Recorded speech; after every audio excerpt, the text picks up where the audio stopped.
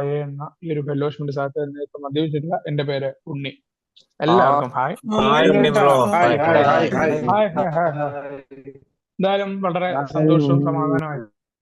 Hi hi എന്നും പറയാറുള്ള പോലെ തന്നെയാണ് എയുടെ ജീവിത രീതികളിലൂടെ ജീവിക്കാൻ ശ്രമിക്കുന്നതുകൊണ്ടാണ് എല്ലാ പ്രതിസന്ധികളും പ്രശ്നങ്ങളെയൊക്കെ മറികടക്കാനും സന്തോഷവും സമാധാനമായിട്ട് മീറ്റിംഗിൽ ഇരിക്കാനും ഈ ഒരു സമയത്ത് തികച്ചും സത്യസന്ധമായിട്ട് സന്തോഷമാണ് സമാധാനമാണ് എന്നൊക്കെ പറയാനുമായിട്ട് പറ്റും. ഓ, തീർച്ചയായിട്ടും ഈ കള്ളം അല്ലെങ്കിൽ നുണ പറയുക എന്ന് പറയുന്നത് എപ്പോഴാണ് ആദ്യമായിട്ട് കള്ളം പറഞ്ഞിട്ടുണ്ടാവും? സത്യം പറഞ്ഞു കഴിഞ്ഞാൽ ഓർമ്മയില്ല എന്നാണ്. കാരണം ഇവിടെ പല ആളുകളും പറഞ്ഞ പോലെ തന്നെ കള്ളങ്ങളാൽ ജീവിച്ച ഒരാൾ, ആ കള്ളങ്ങൾ തന്നെ എൻ്റെ ജീവിതത്തിന്റെ ഭാഗമായി മാറിയ ഒരാൾ. അപ്പൊ അത് എൻ്റെ സ്വഭാവത്തിന്റെ ഒരു പ്രധാന ഭാഗമായി മാറുമ്പോൾ ഞാൻ തന്നെ ആയിട്ട് അത് മാറുന്നുണ്ട്. അപ്പൊ എനിക്ക് ഒരിക്കലും എൻ്റെ പ്രവർത്തികളെ എപ്പോഴും നീതീകരിക്കുന്ന ആളാണ് ഞാൻ. എനിക്ക് അതുകൊണ്ട് തന്നെ കള്ളമാണെന്ന് അറിയാറില്ല. ആൽക്കഹോളിക്സ് അനോണിമസിൽ എത്തുമ്പോൾ മദ്യത്തിന്റെ കാര്യത്തിലൊക്കെ കുറെ കാര്യങ്ങൾ എല്ലാവരും പറയുന്നു, പഴമക്കാരൊക്കെ പറഞ്ഞു, ഷെയറിംഗ് ഒക്കെ കേട്ടപ്പോ കള്ളത്തെ കുറിച്ചൊക്കെ തീർച്ചയായിട്ടും കള്ളമൊക്കെ ഞാൻ ചെയ്തിട്ടുണ്ട് അല്ലെങ്കിൽ കള്ളം പറഞ്ഞിട്ടുണ്ട് എന്നൊക്കെ മനസ്സിലായി. പക്ഷെ പൂർണ്ണമായിട്ട് ഇപ്പൊ കാണുന്ന അർത്ഥത്തിൽ ഞാൻ കള്ളം പറഞ്ഞു ആളുകളെ ചതിക്കുന്നുണ്ട്, ഇപ്പോഴും ചെയ്യുന്നുണ്ട്. ആദ്യം കുടിക്കുന്ന കാലത്ത് ഉണ്ടായിരുന്നതാണ് ആദ്യകാലത്ത് സംബന്ധിച്ച്. അതല്ലാതെ ഇപ്പൊ കണ്ടെത്തിയ കുറേ കാര്യങ്ങൾ പ്രോഗ്രാമിൽ വന്നിട്ടാണ്. കൃത്യമായിട്ട് ഇത് മനസ്സിലാക്കാൻ പറ്റിയത് ആൽക്കഹോളിക്സ് അനോണിമസിന്റെ അവനവനെ പരിശോധിക്കുന്ന ആ പ്രോഗ്രാമിൽ വന്നിട്ടാണ്. ഞാൻ ഈ രീതിയിൽ കള്ളം പറച്ചിലുകാരനാണ്. എളുപ്പമല്ല, അതായിരുന്നു വേറെ പോയിന്റ്. ഈ പറയുന്ന പോലെ എളുപ്പമല്ല. അതിന് കുറച്ച് കാരണങ്ങളുണ്ട്. അത് സയൻസുമായിട്ട് കൂടി ബന്ധപ്പെട്ട് കിടക്കുന്നതാണ്. ഈ കള്ളം പറച്ചിൽ എളുപ്പം നിർത്താനായിട്ട് പറ്റില്ല. അത് അതിലേക്ക് വരുന്നതിന് മുന്നേ ഈ ഈ സ്വാഭാവികമായി ഞാനായി മാറിയ ഈ കള്ളം പറച്ചിലുകൾ അപ്പൊ പലതരത്തിലാണ് ഈ കള്ളങ്ങൾ പറയുന്നത്. ഇപ്പൊ നമുക്ക് പല ആൾക്കാർക്കും അറിയാം, ഇവിടെ സുരേഷ് ഏട്ടനായിട്ട് നേരത്തെ സൂചിപ്പിച്ച പോലെ എന്ത് പറയുമ്പോഴും എക്സ്ട്രാജുവേറ്റ് ചെയ്ത് പറയുന്ന ആളുകളെ നമ്മൾ കാണാറുണ്ട്. ഏക്കാരല്ലാത്തവരും ഉണ്ട് നമ്മുടെ ചുറ്റുപാടും. ആ സ്വഭാവം എനിക്കും ഉണ്ട്. നമ്മളിങ്ങനെ സ്വയം ഒരു സംഭവമാണ് എന്ന് വളരെ നിസ്സാരമായിട്ട് ഞാനത് പോയി എടുത്തു.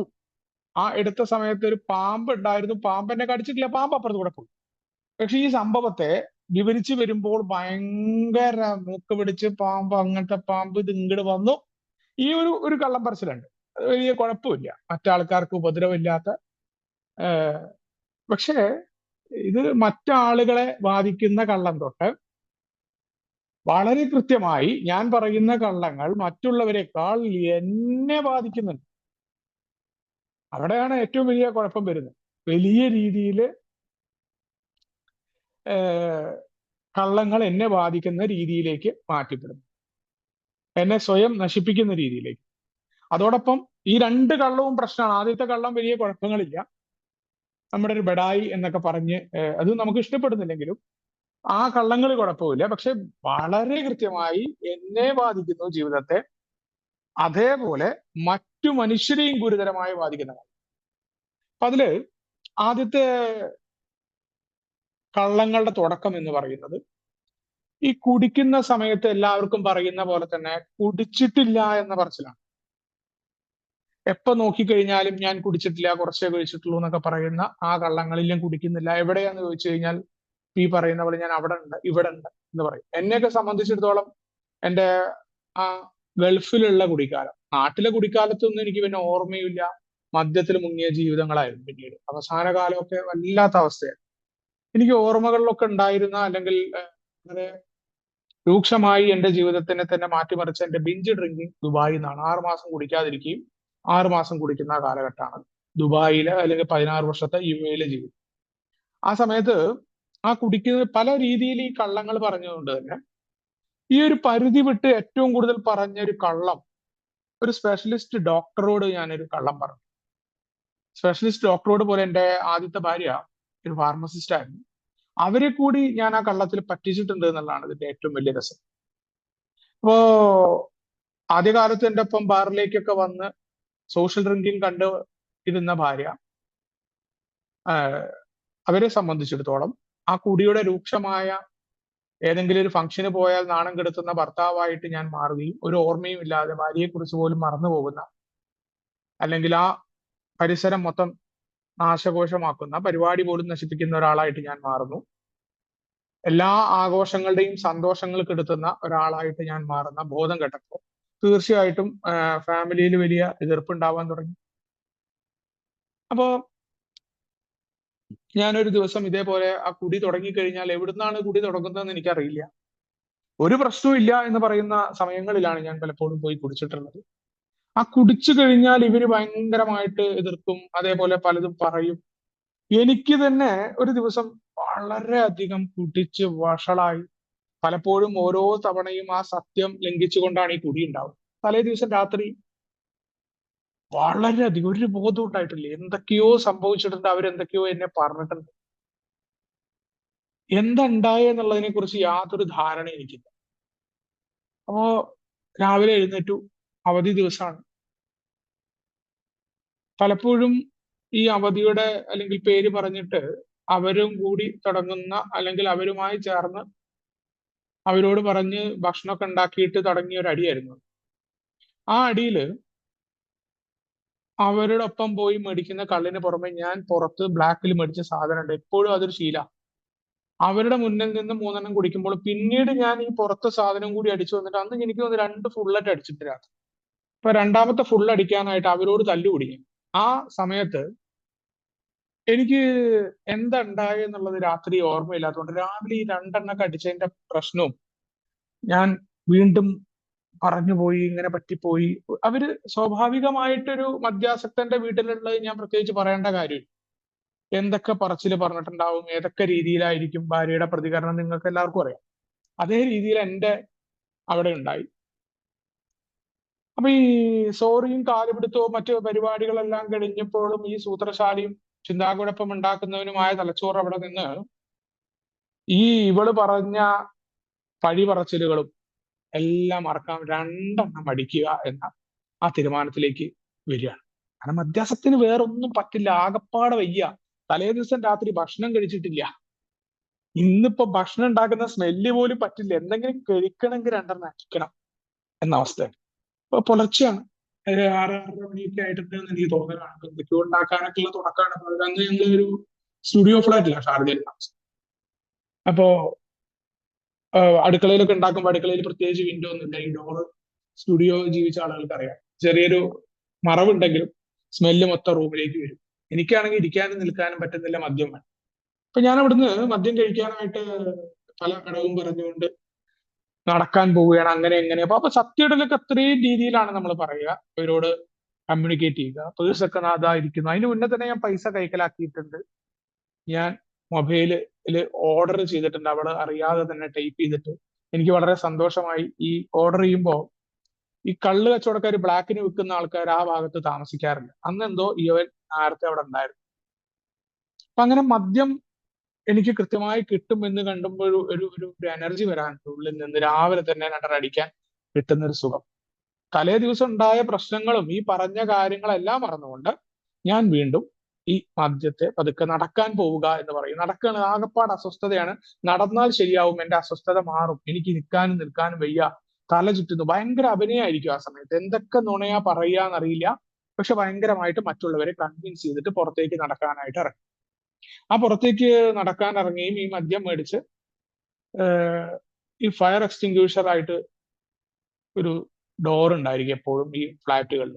അതിന്റെ ബാക്കിൽ ഒരു ചുവന്ന വലിയ ഒരു പമ്പ് വരുന്ന ഭാഗമുണ്ട്. അതിന്റെ ബാക്കിലൊക്കെയാണ് ഞാൻ ഈ മദ്യക്കുപ്പി സൂക്ഷിക്കുക. മദ്യം സൂക്ഷിച്ചു കഴിഞ്ഞിട്ട് വന്നു കഴിഞ്ഞാൽ പിന്നെ എനിക്ക് അളവില്ലാതെ ആദ്യത്തെ 2 അങ്ങ് അടിച്ചു കഴിഞ്ഞാൽ ഒരു വല്ലാത്തതാണ്. ചില സമയങ്ങളിൽ അത് പുറത്തേക്ക് എടുക്കും, വീണ്ടും അത് കുടിക്കും. ആ രീതിയിലൊക്കെ പല പരിപാടികളും നടത്തിയിട്ടുള്ള ആളാണ് ഞാൻ. പക്ഷെ എന്നാലും കുടിക്കണം. ആ കുടിച്ചു കഴിഞ്ഞാൽ എവിടെയൊന്നുമില്ല എനർജി. അതിന്റെ ഇടയിലൊക്കെ വീട്ടിൽ വരിക, വീണ്ടും ഭയങ്കര ആക്റ്റീവായി, ക്ഷീണമൊക്കെ പോയി. എന്നിട്ട് പറഞ്ഞു നടന്നപ്പോ വല്ലാത്ത ആശ്വാസം അനുഭവപ്പെടുന്നുണ്ടെന്ന് പറയുകയും ഈ തുടർച്ചയായിട്ടുള്ള പോക്കും വരവും കുറെ കഴിഞ്ഞപ്പോൾ നമുക്ക് അറിയാലോ, നമ്മുടെ കൺട്രോൾ നമ്മൾ വിചാരിച്ച പോലെ കൺട്രോളിൽ നിൽക്കാനൊന്നും പറ്റില്ല. അവർ തിരിച്ചറിയുകയും എന്താ വല്ലാത്ത സ്മെല്ല് വരുന്നുണ്ടല്ലോ, നിങ്ങൾ കഴിച്ചിട്ടുണ്ടോ?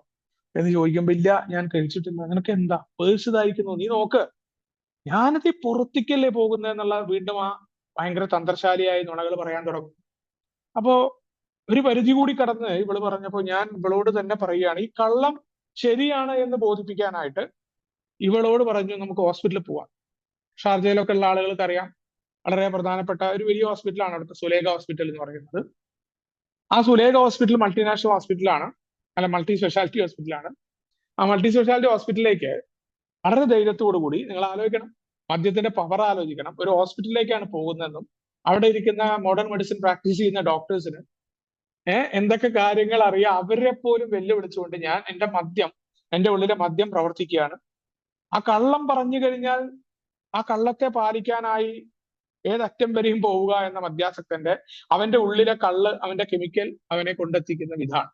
ഒരു ഭയവും ഇല്ലാതെ ആ കള്ളിന്റെ ബലത്തിലേക്ക് ഞാൻ സുലേഖ ഹോസ്പിറ്റലിലേക്ക് പുറപ്പെടുകയും സുലേഖ ഹോസ്പിറ്റലിൽ ചെന്നിട്ട് ഒരു സ്പെഷ്യാലിറ്റി ഡോക്ടറാണ്, കാരണം എന്റെയൊക്കെ ഇൻഷുറൻസ് നല്ല കമ്പനിയിലാണ് ഞാൻ ജോലി ചെയ്തിരുന്നത്, നല്ല ഇൻഷുറൻസ് ആണ്, ഏത് ഡോക്ടറെയും കാണാൻ പറ്റും. അങ്ങനെ ഗ്യാസ്ട്രോഎൻട്രോളജിസ്റ്റ് ആണോ എനിക്ക് അറിയത്തില്ല, വളരെ സ്പെഷ്യാലിറ്റി ഡോക്ടർ ആണെന്നും വളരെ വർഷങ്ങളോളം പ്രാക്ടീസ് ഉള്ള ഒരു മനുഷ്യൻ, മലയാളിയല്ല, അദ്ദേഹത്തിന്റെ ഇന്ത്യക്കാരനല്ല, വേറൊരു നാഷണാലിറ്റിയാണ്. എനിക്ക് വ്യക്തമായ ഒരു ഓർമ്മയില്ല അയാളെ കുറിച്ച്. ഏകദേശം ആ ഡോക്ടറുടെ മുഖവും അയാളുടെ കണ്ണുകളും അയാളുടെ താടി അതൊക്കെ എനിക്ക് നല്ല ഓർമ്മയാണ്. ചില ഭാഗങ്ങളെ എനിക്ക് ഓർമ്മ. ആ മനുഷ്യന്റെ അടുത്ത് പോയിട്ട് വളരെ കൂളായിട്ട് ഞാൻ പറയാണ്, ഡോക്ടർ, ഞാൻ പുറത്തേക്ക് നടക്കാൻ പോകുമ്പോൾ എനിക്ക് ഏമ്പക്കം വരുന്നു. ഏമ്പക്കം വരുന്നതിലൂടെ ആ ഏമ്പക്കം വരുമ്പോൾ കള്ള് തികട്ടി വരുന്നു, ഞാൻ ഫിറ്റ് ആകുന്നു. നിങ്ങൾ ആലോചിക്കണം, ഒരു ഡോക്ടറുടെ അടുത്ത്, സ്പെഷ്യലിസ്റ്റ് ഡോക്ടറുടെ അടുത്ത് പോയിട്ട് അയാൾ എന്നെ ഇങ്ങനെ നോക്കി, എനിക്ക് തോന്നുന്നു അയാൾ തെറിവിളിയായിരിക്കും ഉള്ളിൽ വെച്ചിട്ടുണ്ടാവും അയാളുടെ ഭാഷയിൽ. കാരണം അത്ര വിദഗ്ധമായിട്ട് ഒരു ഒപ്പം ഇരിക്കുന്നത് ഒരു ഫാർമസിസ്റ്റ് ആണ്. വിദഗ്ധമായിട്ട് തന്നെ ഏമ്പക്കം വരുമ്പോൾ ആ ഏമ്പക്കത്തോടു കൂടെ ആൽക്കഹോൾ വന്ന് ഫിറ്റ് ആവുന്നു എന്ന് പറഞ്ഞാൽ നേർപ്പിക്കും തോറും വീര്യം കൂടുന്ന മരുന്നിനെ കുറിച്ച് പറയുന്ന പോലെ ഒരു വർത്തമാനമാണ് പറയുന്നത്. വൈദ്യശാസ്ത്രം മൊത്തം കെമിസ്ട്രി തന്നെ ഇല്ലാതെയാകുന്ന ഒരു വർത്താനം. അധ്യാസക്തൻ ഞാൻ എന്തിനാ ഈ കഥ പറഞ്ഞതെന്ന് വെച്ചാൽ, ഏത് വിധേനയും അല്ലെങ്കിൽ ഏത് തരത്തിലും ഏത് ആളുകളോടാണ് നുണ പറയുന്നത് അറിയില്ല. എന്റെ ആ എക്സ് വൈഫ് വളരെ നിഷ്കളങ്കമായിട്ട് ആ ഡോക്ടറോട് പ്രസാദ് സത്യമാണ് സാർ എന്ന് അവർ അവിടെ ഇരുന്നു കൊണ്ട് BSc ഫാർമാക്കോളജി പഠിച്ചിട്ടുള്ള, B.Pharm പഠിച്ചിട്ടുള്ള ഒരു ബിരുദധാരിയായ ആള്, നമ്മൾ ആ രീതിയിൽ മറ്റുള്ള ആളുകളെ കള്ളം പറഞ്ഞുകൊണ്ട്, അപ്പൊ ഈ രീതിയിൽ മറ്റു മനുഷ്യർ അവർ ആരാണ്, അവർ എന്താണ് എന്നല്ല, എത്രയോ നമ്മളെ ഇഷ്ടപ്പെടുന്ന ആളുകളെ, നമ്മളെ സ്നേഹിക്കുന്ന, നമ്മുടെ ഒപ്പം നിൽക്കുന്ന ആളുകളെ വിദഗ്ധമായി കള്ളം പറഞ്ഞുകൊണ്ട് പറ്റിക്കുന്നു. ഏത് രീതിയിലേക്കും ഇതിന്റെ ഒരു കുഴപ്പം എന്ന് പറഞ്ഞാൽ, അവിടങ്ങളിലൊക്കെ ജീവിക്കുന്ന എല്ലാ സ്ഥലങ്ങളിലും ഞാനൊക്കെ എന്റെ പൈസയൊക്കെ എടുത്ത് മാറ്റിയ സമയത്ത് വഴിയിലൂടെ അമാലിപ്പണി എടുക്കുന്ന പാകിസ്ഥാനികളുണ്ട്. എന്റെ വിസിറ്റിംഗ് കാർഡ് ഉപയോഗിച്ചുകൊണ്ട് കള്ളം പറഞ്ഞുകൊണ്ട് ഞാൻ പൈസ മേടിച്ചിട്ടുണ്ട്. ആ സമയത്ത് എവിടെ നിന്നാണ് ഈ ഒരു സംഭവം കടന്നു വരിക എന്നറിയില്ല. ആ രീതിയിൽ വിദഗ്ധമായിട്ട് ആ പാവപ്പെട്ട പാകിസ്ഥാനിയുടെ എന്ത് ധൈര്യത്തിലാ പാകിസ്ഥാനി എനിക്ക് പൈസ തന്നതെന്ന് അറിയില്ല, എന്റെ റൂം അറിയില്ല അയാൾക്ക്, പുറത്തു വെച്ചിട്ട്. കാരണം കള്ള് കുടിക്കാൻ കാശ് വേണം, പേഴ്സ് അടക്കം മാറ്റി വെച്ചിരിക്കുകയാണ്, കുടിച്ചേ പറ്റൂ എന്ന അവസ്ഥയിൽ. ഒരു പരിചയമില്ലാതെ കുറെ അപ്പുറത്ത് കിടക്കുന്ന ഗ്രോസറി പോയിട്ട് ഞാൻ പൈസ കടം മേടിച്ച് കള്ളു കുടിച്ചിട്ട് എന്റെ പേഴ്സ് എടുത്ത് മാറ്റി. വാശിയായിരുന്നു കള്ളു കുടിക്കണം എന്നുള്ളത്. എങ്ങനെയും കള്ളു കുടിക്കുക, ഏത് രീതിയിലും നുണകൾ പറയാം. ആ ഗ്രോസറി ഷോപ്പ് എവിടെയാണെന്ന് എനിക്ക് ഓർമ്മയില്ല, എവിടെന്നോ കടം മേടിച്ചിട്ടുണ്ട്, അത് എന്താണ്, എങ്ങനെ എനിക്ക് കള്ള് കിട്ടിയെന്ന് എനിക്ക് ഓർമ്മയില്ല. വളരെ വിദഗ്ധമായിട്ട് ഏത് രീതിയിലൊക്കെ മറ്റുള്ള മനുഷ്യരോട് കള്ളം പറഞ്ഞുകൊണ്ട് ശീലിച്ചിട്ടുണ്ട് എന്നുള്ളതാണ്. അപ്പോ ഇത് നമ്മുടെ ജോലി സ്ഥലങ്ങളിൽ വല്ലാത്ത രീതിയിൽ ഈ കള്ളം ബാധിച്ചിട്ടുണ്ട്. ജോലി ചെയ്യുന്ന മുതലാളിമാരെ പറ്റിക്കുക, അടുത്ത സുഹൃത്തുക്കളോട് നുണകൾ പറയുക. കള്ളം പറയുന്ന പ്രവൃത്തി നീതീകരിക്കപ്പെടുന്നുണ്ട് ഇതിന്റെ ഇടയിൽ. മാത്രമല്ല, സ്വാഭാവികമായിട്ട് വളർന്നു വരുന്ന ഇത്തരം കള്ളങ്ങൾ ഞാൻ എന്ന വ്യക്തിയെ വല്ലാത്ത രീതിയിലേക്ക്, എന്റെ പ്രവൃത്തികളെ നീതീകരിക്കുകയും നേരത്തെ പറഞ്ഞ രീതിയിലേക്കുള്ള സ്വഭാവമായിട്ട് എന്നെ മാറ്റപ്പെട്ടിട്ടുണ്ടായിരുന്നു. ഞാൻ ചെയ്ത എല്ലാ പ്രവൃത്തിയും എന്റെ നിലനിൽപ്പിനാണ് എന്ന് പറയുന്ന ഒരു കാര്യം. ഞാൻ നേരത്തെ പറഞ്ഞ രീതിയിൽ സയന്റിഫിക് ആയിട്ട് സയൻസ് പറയുന്നത്, മനഃശാസ്ത്രം പറയുന്നത്, ആ ഒരു മനുഷ്യൻ, ആ മനുഷ്യൻ ജനിക്കുമ്പോൾ, മനുഷ്യനിൽ മാത്രമല്ല പ്രൈമേറ്റ്സ് ആയിട്ടുള്ള ഗറില്ലകളിൽ പോലും ഇത്തരം മറ്റുള്ളവരെ പറ്റിക്കുന്ന, കള്ളം പറയുന്ന സ്വഭാവം ഉള്ളതായിട്ട് പഠനങ്ങൾ വന്നിട്ടുണ്ട്. അതേപോലെ 6 മാസമാകുന്ന കുഞ്ഞ്, ധാർമ്മികതയുടെ പ്രശ്നമായിട്ടല്ല ഈ കള്ളം പറച്ചിലിനെ സയൻസ് കാണുന്നത്. സയൻസിന്റെ കാഴ്ചപ്പാടിലൂടെ കാണുന്നത് പരിണാമത്തിൽ മനുഷ്യന്റെ നിലനിൽപ്പുമായി ബന്ധപ്പെട്ടാണ് മനുഷ്യരിലേക്ക് കള്ളം പറയുന്ന ശീലം കടന്നു വന്നത് എന്നാണ് സയൻസ് പറയുന്നത്. അതിനോടൊപ്പം വളരെ ഇമ്പോർട്ടന്റ് ആയിട്ട് 6 മാസമുള്ള കുഞ്ഞ് വിശക്കാതെ കരയാൻ തുടങ്ങുന്നത് തൊട്ട് കണ്ണു തുറന്ന് മറ്റുള്ളവരെ നോക്കുന്ന അവന്റെ ചില നമുക്ക് ഇഷ്ടപ്പെടുന്ന കുസൃതികൾ എന്ന് പറയുന്ന രീതിയിൽ അവൻ ആരും പറഞ്ഞു കൊടുത്തല്ല. അപ്പൊ ആ രീതിയിൽ വരുന്ന കള്ളങ്ങൾ, ആ രീതിയിൽ മറ്റു മനുഷ്യന്റെ ശ്രദ്ധ ആകർഷിക്കാനായിട്ട് കാണിക്കുന്ന ചെറിയ ചെറിയ കള്ളങ്ങളിലൂടെ വളർന്നു വരുന്ന കള്ളം. പക്ഷെ ഇവിടെ ഈ കള്ളമല്ല ഇവിടുത്തെ വിഷയം. ആ കള്ളങ്ങൾ അവിടെ നിൽക്കട്ടെ. ഞാനെന്ന മദ്യാസക്തനെ എല്ലാ രീതിയിലും മാറ്റുന്ന, എന്റെ കോഗ്നിറ്റീവ് ബിഹേവിയറിനെ മൊത്തത്തിലായിട്ട്, എന്റെ മാനസിക അവസ്ഥയെ മൊത്തത്തിൽ മാറ്റുന്ന ആ കള്ളം പറച്ചിരുന്ന രീതി, ആ പെരുമാറ്റ രീതിയായിട്ട് മാറുകയാണ്. ഇവിടെ ഈ കള്ളം പറയുന്ന രീതി, ഇപ്പൊ നേരത്തെ പറഞ്ഞു മനുഷ്യന്റെ നിലനിൽപ്പിനായിട്ടാണ് മനുഷ്യൻ കള്ളം പറഞ്ഞു തുടങ്ങിയത് എന്ന് പറയുമ്പോൾ, ഞാൻ എന്ന് പറയുന്ന മദ്യാസക്തൻ എന്റെ നിലനിൽപ്പിനെ പോലും അപകടപ്പെടുത്തുന്നതാണ്. നമ്മള് ജന്മവാസനകളെ കുറിച്ച് നമ്മുടെ പ്രോഗ്രാമിൽ പറയാറുണ്ട്. ആൽക്കഹോളിക്സ് അനോണിമസിന്റെ 4ാമത്തെ പടിയിൽ മനുഷ്യന്റെ ജന്മവാസനകളെ തൃപ്തിപ്പെടുത്താനാണ് നമ്മുടെ പ്രവൃത്തികൾ ഉണ്ടായിരുന്നതെന്ന് കണ്ടെത്തുമ്പോൾ, ഇവിടെ ജന്മവാസനകളായ സോഷ്യൽ ഇൻസിസ്റ്റുകളെ, സാമൂഹ്യപരമായി നമ്മളെ കുറിച്ച് മറ്റുള്ളവർ നല്ലത് പറയണമെന്ന ആ ആഗ്രഹത്തെ ഇല്ലായ്മ ചെയ്യാണ് ഞാനെന്ന മദ്യാസക്തൻ. കാരണം എന്റെ തന്നെ നിലനിൽപ്പിനെ അപകടത്തിലാക്കുന്ന കള്ളങ്ങൾ എന്നെ നശിപ്പിക്കുന്നു. ഞാന് ആളുകളോട് മദ്യപിച്ചു കൊണ്ടിരിക്കുമ്പോൾ ഞാൻ മദ്യപിച്ചിട്ടില്ല എന്ന് കള്ളം പറഞ്ഞ സമയത്ത് ആർക്കായിരുന്നു നഷ്ടം ഉണ്ടായിരുന്നത്? നഷ്ടം എനിക്ക് മാത്രമാണ്. ഇപ്പൊ പല സുഹൃത്തുക്കളും പറയാറുണ്ട്, ഈ കുടിച്ചു വരുമ്പോ നമ്മുടെ സുഹൃത്തുക്കൾ പറയും അവൻ പറ്റിക്കുകയാണ് നമ്മളെ, അവൻ ബാറിൽ പോയിരുന്നു. പണ്ടൊക്കെ അതൊരു വലിയ കാര്യം, ഇന്ന് എനിക്കതൊരു വിഷയമില്ലാന്ന്. കാരണം അവൻ നമ്മളെ അല്ല പറ്റിക്കുന്നത്. ഞാൻ അന്ന് കാലത്ത് എന്റെ കൂട്ടത്തിലുള്ള ആൾക്കാരെ ഞാൻ വിചാരിച്ചു ഞാൻ മറ്റുള്ളവരെ പറ്റിച്ച് വലിയ വമ്പനാണ്. ആ പാവപ്പെട്ട മദ്യാസക്തൻ അറിയുന്നില്ല. അവൻ കുടിച്ചുകൊണ്ട് മീറ്റിംഗിൽ വന്നിരുന്നുകൊണ്ട്, ഇല്ല ഇന്ന് കുടിച്ചിട്ടില്ല, ഇന്നത്തെ ദിവസം സമാധാനമായി എന്ന് നുണ പറഞ്ഞാൽ അവൻ അവനെ തന്നെ പറ്റിക്കുകയാണെന്നാണ് പറഞ്ഞത്. അപ്പൊ ഞാൻ അന്ന് പറ്റിച്ചിരുന്നത് ആരെയാണ്? ഞാൻ മറ്റു മനുഷ്യരെയോ അല്ല, എന്റെ ഭാര്യയെ അല്ല, എന്റെ സുഹൃത്തുക്കളെ അല്ല, എന്റെ മുതലാളിയെ അല്ല. ഞാൻ പറ്റിച്ചതും വഞ്ചിച്ചതും എന്നെ തന്നെയായിരുന്നു. ആ കള്ളങ്ങൾ നേരെ തിരിച്ചടിച്ചത് എന്റെ നിലനിൽപ്പിനെയായിരുന്നു. എന്നെ പിന്നീട് ആരും വിശ്വസിക്കാതെയായി. ഞാൻ സത്യങ്ങൾ പറഞ്ഞാലും, ഞാൻ തിരുത്തി എന്ന് പറഞ്ഞപ്പോൾ പോലും എന്നെ ആളുകൾ വിശ്വസിച്ചിട്ടില്ല. എങ്ങനെ വിശ്വസിക്കുക? 1-2 വട്ടമൊക്കെ ചെയ്യുന്നതിന് നമ്മൾ പറയും, ഇത് 1-2 അല്ല, ആയിരക്കണക്കിന് വട്ടങ്ങൾ, എത്രയോ നിരവധി തവണ ആവർത്തിക്കപ്പെട്ട കള്ളങ്ങൾ, നമ്മുടെ സ്വഭാവ രീതിയായി മാറിയ കാര്യങ്ങൾ. ആരും നമ്മളെ വിശ്വസിക്കില്ല. നമ്മൾ വെറുതെ ആൾക്കാരെ കുറ്റം പറഞ്ഞിട്ട് കാര്യമില്ല. എങ്ങനെ വിശ്വസിക്കാൻ പറ്റും നമ്മളെ? മിനിറ്റിന് വാക്ക് മാറുന്ന സ്വഭാവമുള്ള ആളുകളാണ്. എത്രയെത്ര കള്ളങ്ങൾ പറഞ്ഞു. ഈ കള്ളങ്ങൾ പറയുന്നതോടൊപ്പം നേരത്തെ പറഞ്ഞ സോഷ്യൽ ഇൻസ്റ്റിക്ട്സിന്റെ ഫലമായി മറ്റുള്ളവർ നമ്മളെ വിശ്വസിക്കാത്ത രീതിയിലാകുന്നു. നമുക്ക് തന്നെ ആ രീതിയിൽ നാശം സംഭവിക്കുന്നു.